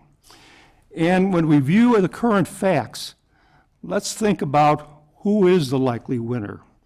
What facts do we have? Now, sorry, this could get a little bit legalese, but the legal challenge that was made, that we're dealing with in the litigation, initially had 4 counts, or what we've referred to as 4 different theories of recovery. Without getting to the merits, the city filed a motion to dismiss based upon legal standards. And the court agreed with the city, dismissed counts 1, 2, and 4. By the way, count 1 is the one you keep hearing about, the breach of contract claim that has this damage request. Count 3 is the administrative review claim. With the dismissal of count 1, the developer, the attorney, Mr. O'Donnell, filed an amended complaint to try and replead issues that would withstand a motion to dismiss. Guess what? He was not successful. Again, the judge agreed based on the law and dismissed the contract claim. And this time, over the developer's objection, court said dismissal was going to be with prejudice, which means it's final, no further argument. Why did the court so rule? Well, because there is a state statute that says a challenge in the administrative review process, like we have here, is the sole remedy. And case law is clear that maintaining conflicting causes of action is prohibited by the administrative review law. That's what the judge was saying. That's what we were saying in our arguments. Now, admittedly, the developer, is back trying to make the argument with a motion for reconsideration. But that's been stayed because of the settlement agreement. Keep in mind, if the count is dismissed, you never argue the merits on the contract claim. But even if we got to the contract claim, I feel we've got the better arguments. There was no bad faith by the council. We did what was right, and hopefully we can defend the case and win it even on the merits besides on the law. Let's get to the other claim, the administrative review claim. The one that the statute says is the sole remedy when you have an administrative review process that we have like before us today. As you recall, the HPC, on the proposal that's in litigation, they denied it 6-1. The developer's sole ground of appeal to the council on that denial was that the denial of the certificate of appropriateness, quote, was inappropriate, close quotes, because they approved all the standards, because all the standards were met. Anyone who reviewed the 4-hour proceeding knows that wasn't correct. They did find over and over again standards not being met. And so when it came before the council, and there I was very much a part of the majority of the council that said, yeah, there were findings of failure to meet the standards, so the appeal was denied on that basis. We also went on further to say the appeal is further denied because we examined the standards separately and we find them that they were not met. And even under the standard of our broader responsibility of promoting public welfare, as said by some of the citizens now, that is definitely met in this case. And here's the other interesting thing. The legal standard that the developer has to prove that we were wrong is clearly erroneous. His standard is a significant burden, a significant level that he has to prove that we acted without any competent evidence. I just can't see him winning that. So I really don't have the same, concerns that the mayor has expressed here. And interestingly, too, even if we lose, the developer doesn't really win. First, the developer will have spent a lot of further time and money to litigate through trial. Also, if they win in the litigation, their costs will go up more than $500,000 because they got to pay the purchase price that was agreed to. They'll have to do the utility burials because that's in their best interest to do that. And the condo pricing will go to an affordable housing unit. More significantly than even those monetary factors, under the PSA, they have to convey that library parcel to the library. They have to have a green space and open space available to the use of the public, which is a large area of what's behind the 7-Eleven or Condo 2 building. I don't think they are interested in doing that. And fourth, and possibly even the more significant problem for the developer, is by continuing this matter with litigation, not that we like it, but it's impacting him further. Delay in litigation expenses, and then if we go to appeal to a circuit court, and maybe appeal to the Supreme Court, we're talking about an extended period of time where nothing's going to be done on that property. So I think it's fair to say that in the pursuing litigation, the developer, I think, has more to lose than the city. In conclusion, the council needs to stand up for our values. Our general welfare goal is safeguarding and preserving our historic districts, our historic and cultural heritage. Let me read verbatim what it says in our code. We have to foster and encourage civic pride in the beauty and noble accomplishments of the past as represented by its landmarks and districts, such as the historic district. If we approve the appeal and grant this condo, where's the civic pride? Ask these people that question.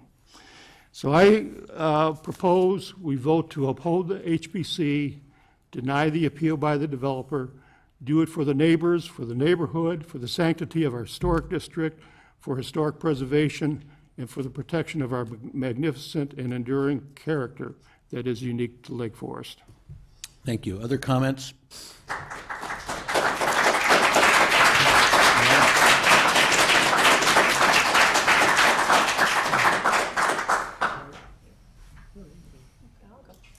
Okay, Alderman Novit.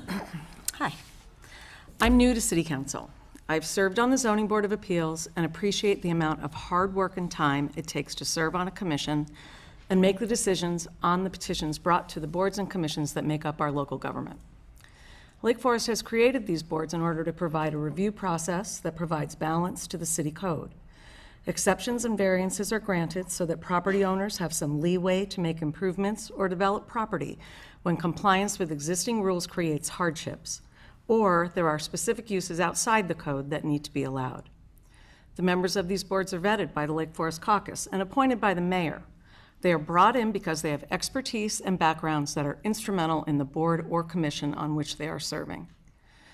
The boards were, as I understand it, created over the years in response to actions by property owners to ensure that the traditions and visions that preserve the character and architectural values that define Lake Forest and make Lake Forest stand out from neighboring communities. This is especially true in the historic districts around town. I've been involved in only one decision regarding this project. I voted in support of the settlement agreement being referred to the Plan Commission and the HPC in hopes that both commissions would find the proposed changes acceptable within their defined purviews.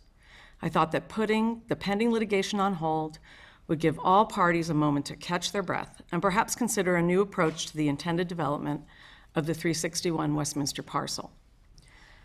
I've reviewed as much information regarding this project as I have been able to access. Plan Commission, BRB, HPC, City Council, Library Board. I think these are all the groups that have had this project on their individual agendas at one time or another since this review process began in 2016. I found certain consistent themes throughout the many meetings that were held. The library requested parking and room for expansion. The mass of the Phase 3 condominium building was questioned. The compatibility of the Phase 3 building to the Historic Preservation District to the east was questioned. I watched both the recent Plan Commission and HPC meetings in November. Both commissions worked within their purview of their missions to find a way to work with the proposal before them.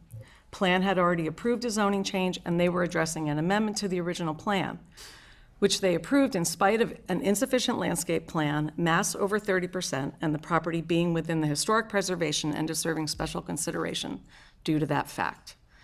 HPC was once again reviewing the proposal against the standards with which they are charged and again denied the petition. I found the HPC to be clear in their reasons for denying.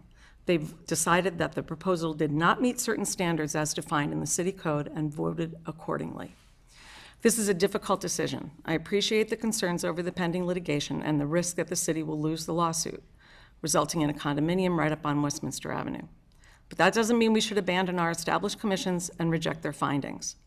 I'm concerned that we will set a precedent for other developers to just sue if boards and commissions don't grant their petitions. I'm concerned that the McNaughton decision, which cited, and I'm paraphrasing, the inconsistent standards applied to developments as the basis for the ruling in favor of the developer, will be applied again and again to other cases against Lake Forest. We owe it to the residents and homeowners of Lake Forest who moved here in part because it's a beautiful town that values historic architecture that makes it unique. We owe it to the members of the HPC and Plan Commission who articulated their reasons to the HPC for rejecting the petition after much deliberation. And finally, we owe it to Lake Forest not to lose sight of all those intangibles that make this city such a wonderful place to live. Not everything needs to be driven by profits or property tax revenues. We have a library that needs help. We need to appreciate that and balance all of our assets and make the right decision for everyone here. Thank you. Other comments? I'll go. Alderman Those Morris? other aldermen in Ward 1. Like you said, I first want to thank the Planning and the Historic Preservation Commissions for their really tireless efforts in coordinating the residential development within our community. Each commission is certainly an important resource for Lake Forest, and as volunteers, the members of those committees give much of their time and effort to review the many property-related issues within the community. It's a challenging assignment, since property development may, like tonight, be controversial. I, like Alderman Novit, reviewed the recent discussions of the two committees about the proposed settlement now before the council. I made a point of listening carefully to those discussions and the comments made by residents at the two meetings. I have also heard from residents who were not in attendance, but who had opinions about this matter. Some residents were aligned with the HPC in opposition to the settlement agreement, while others strongly disagreed with the HPC decision. Although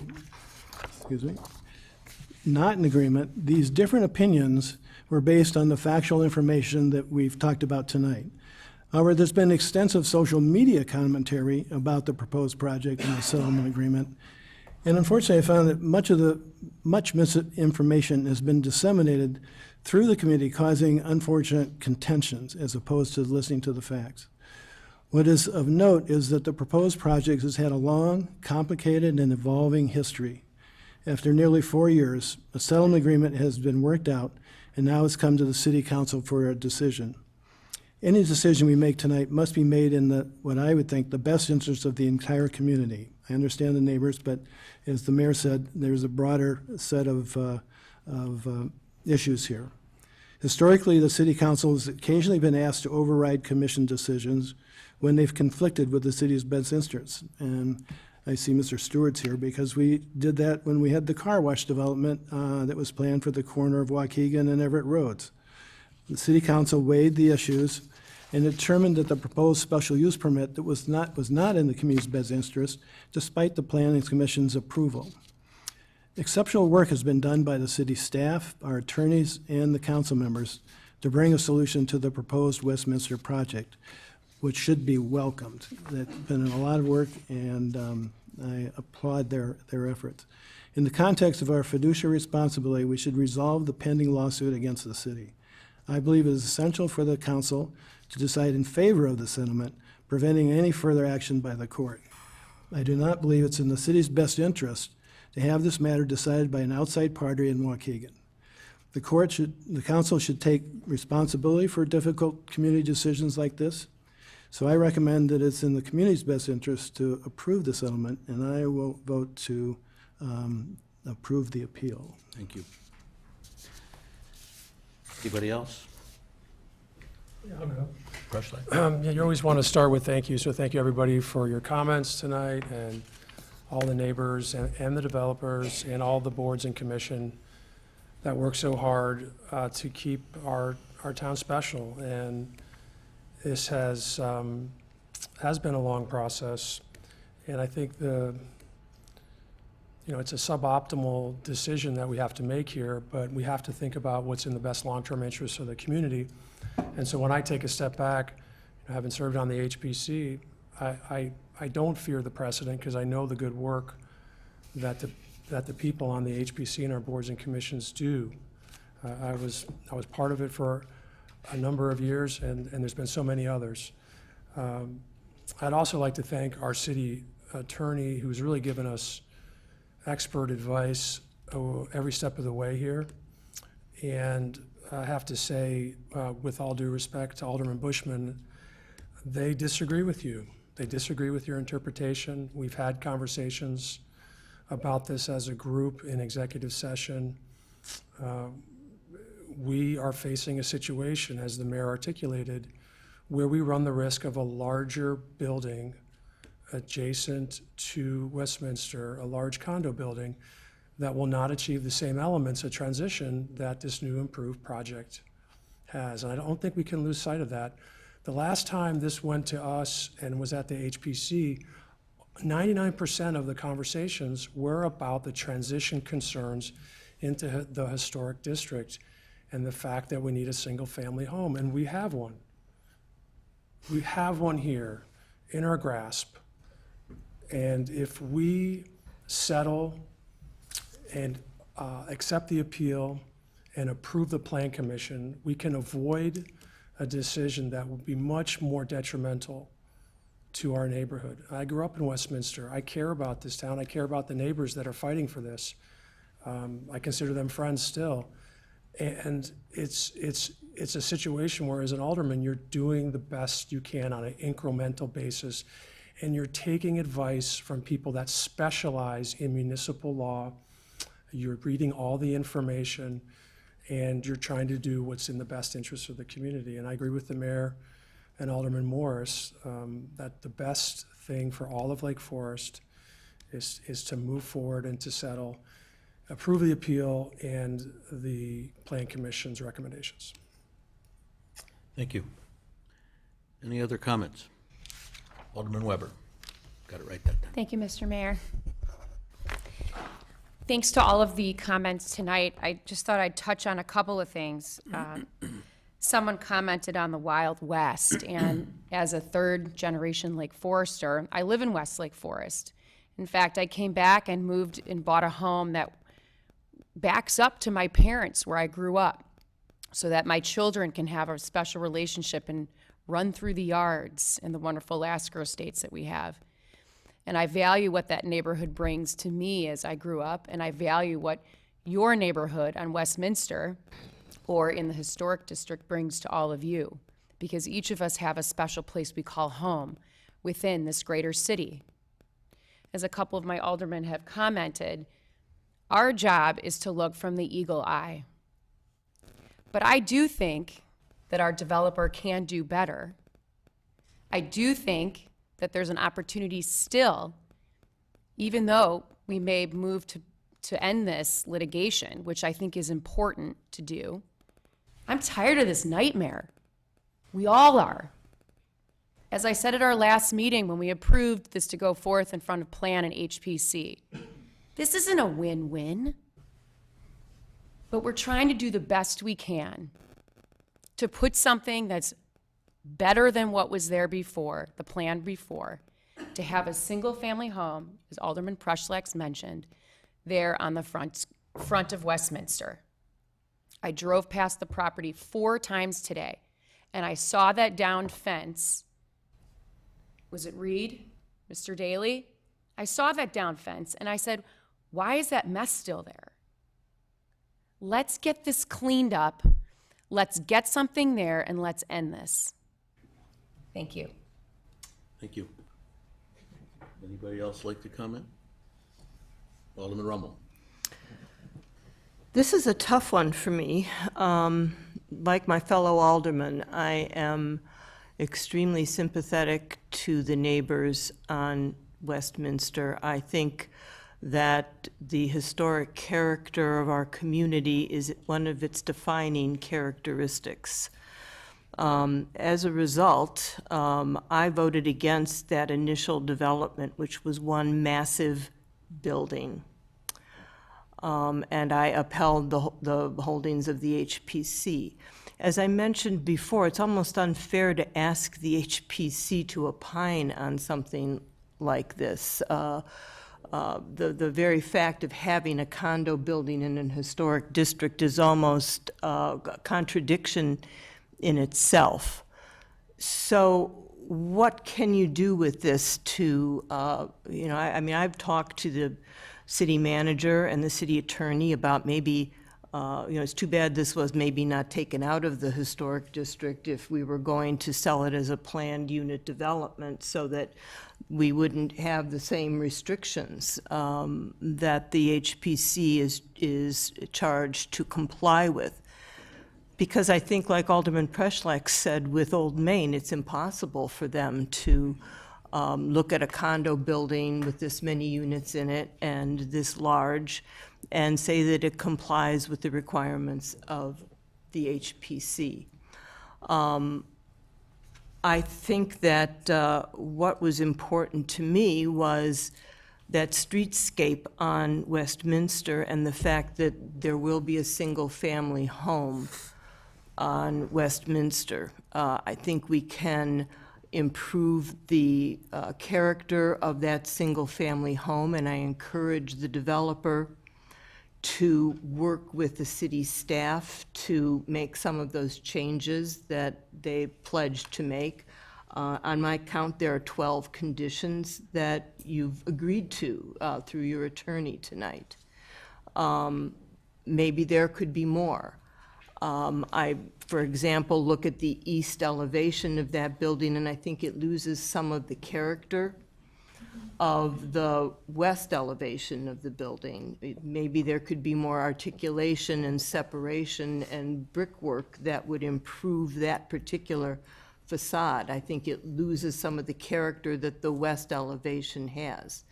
And so I would encourage you to look at a little more articulation on the east side of that building. Additionally, and thanks for bringing it up here, I like the rail feature that you see on the rooftop on that on the west elevation. Maybe some of that could be incorporated into the east elevation, also giving that east elevation a bit more character.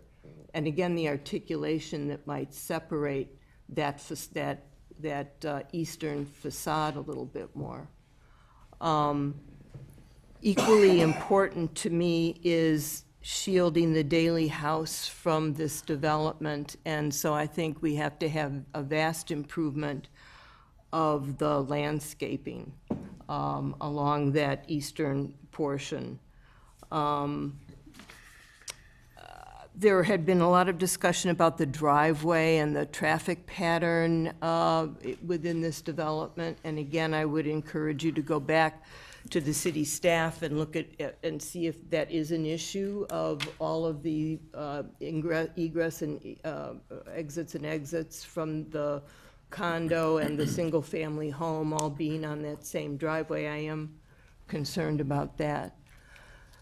So ultimately, when I look at this, I sort of think we've split the baby as best we can. I understand, and I've spoke to the mayor about this probably 2 years ago when I asked why this was ever approved for a planned use development. And I said, well, I understand that there wanted to be some cohesion between all three of the condo buildings so that it would feel like a planned development of some sort.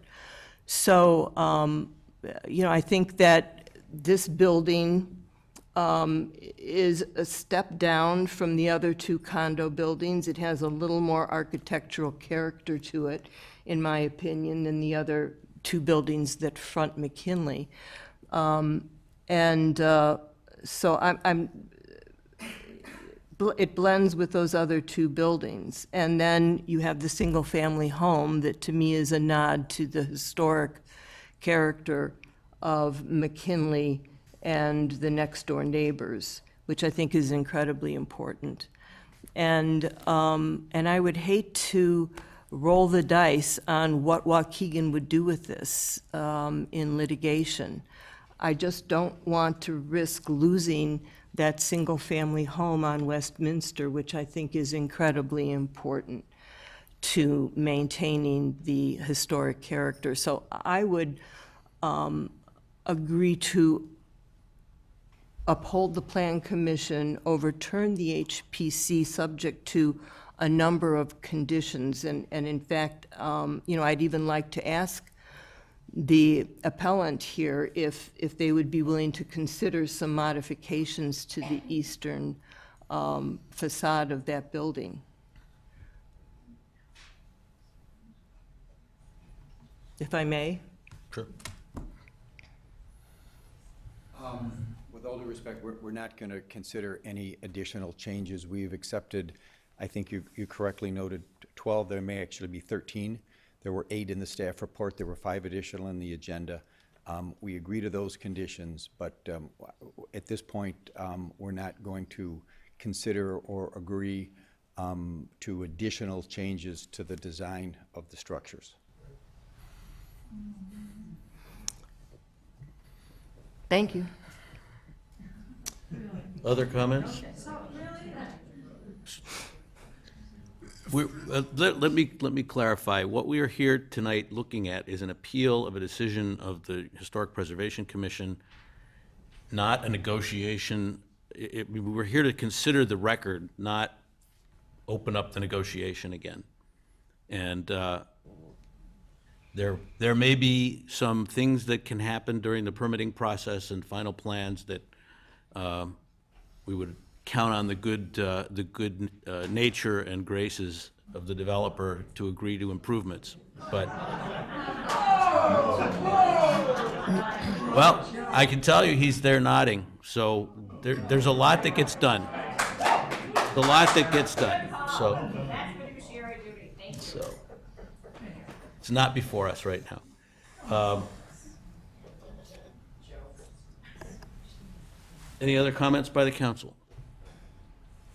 Okay, I would entertain then a motion. I move to accept the Plan Commission's findings and recommend and approve an ordinance approving amendments to the special use permit for a planned development incorporating the modified site plan, plan development plat, and setback and lot coverage variances. And I move to grant the appeal and overturn the Historic Preservation Commission's decision, subject to the conditions as recommended in the staff report that was presented to the commission, which addresses various issues, but not limited to exterior lighting, landscaping along the east property line, screening of rooftop mechanicals and patios, and limitations of management of construction hours and activity, and adopting the findings contained in the staff report presented to the commission and those made by the city council during its discussions and deliberations at the meeting, including the following additional conditions as suggested by the members of the commission.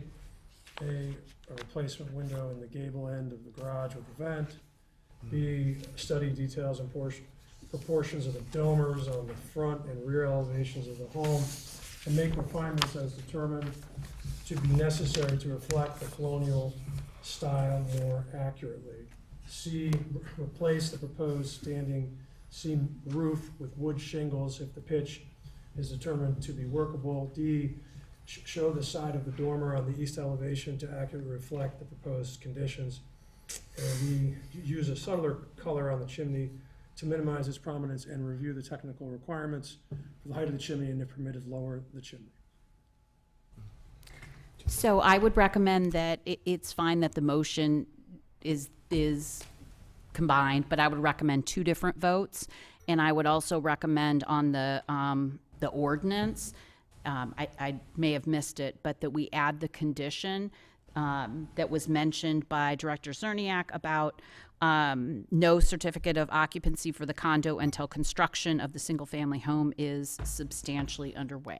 Right. So that would be something that would go, if that amendment was approved, that would go into the final ordinance before it was signed.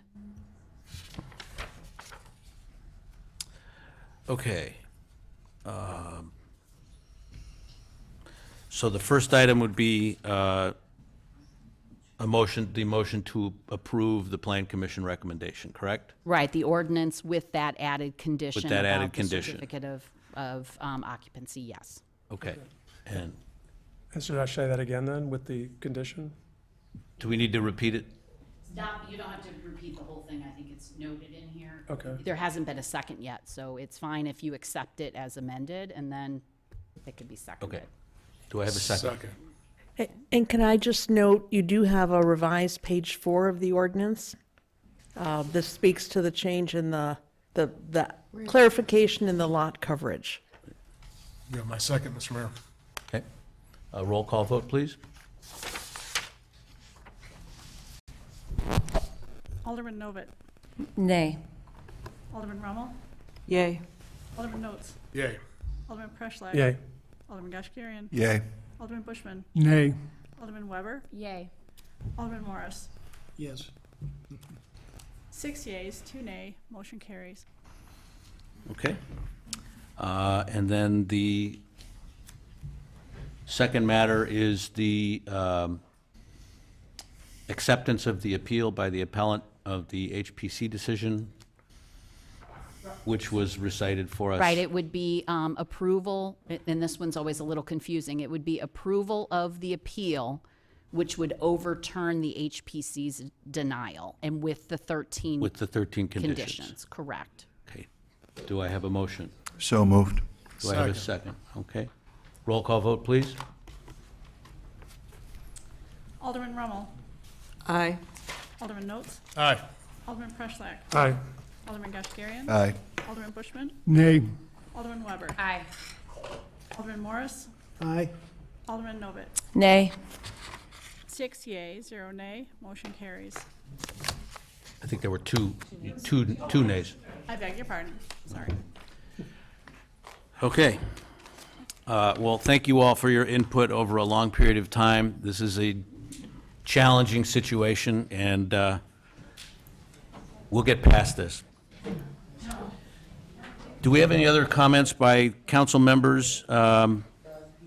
Additional items for discussion? Merry Christmas. That was, yes. Beat you to it, Mayor. Yeah, no fair. Yeah, I'd like to wish our residents, council members, city staff a wonderful holiday season. We will see you at our next meeting on January 17th. Thank you. Do I have a motion to adjourn? Second. We don't need a roll call to adjourn, do we? Okay, all in favor? Aye. Aye. I thought what you said was really well stated.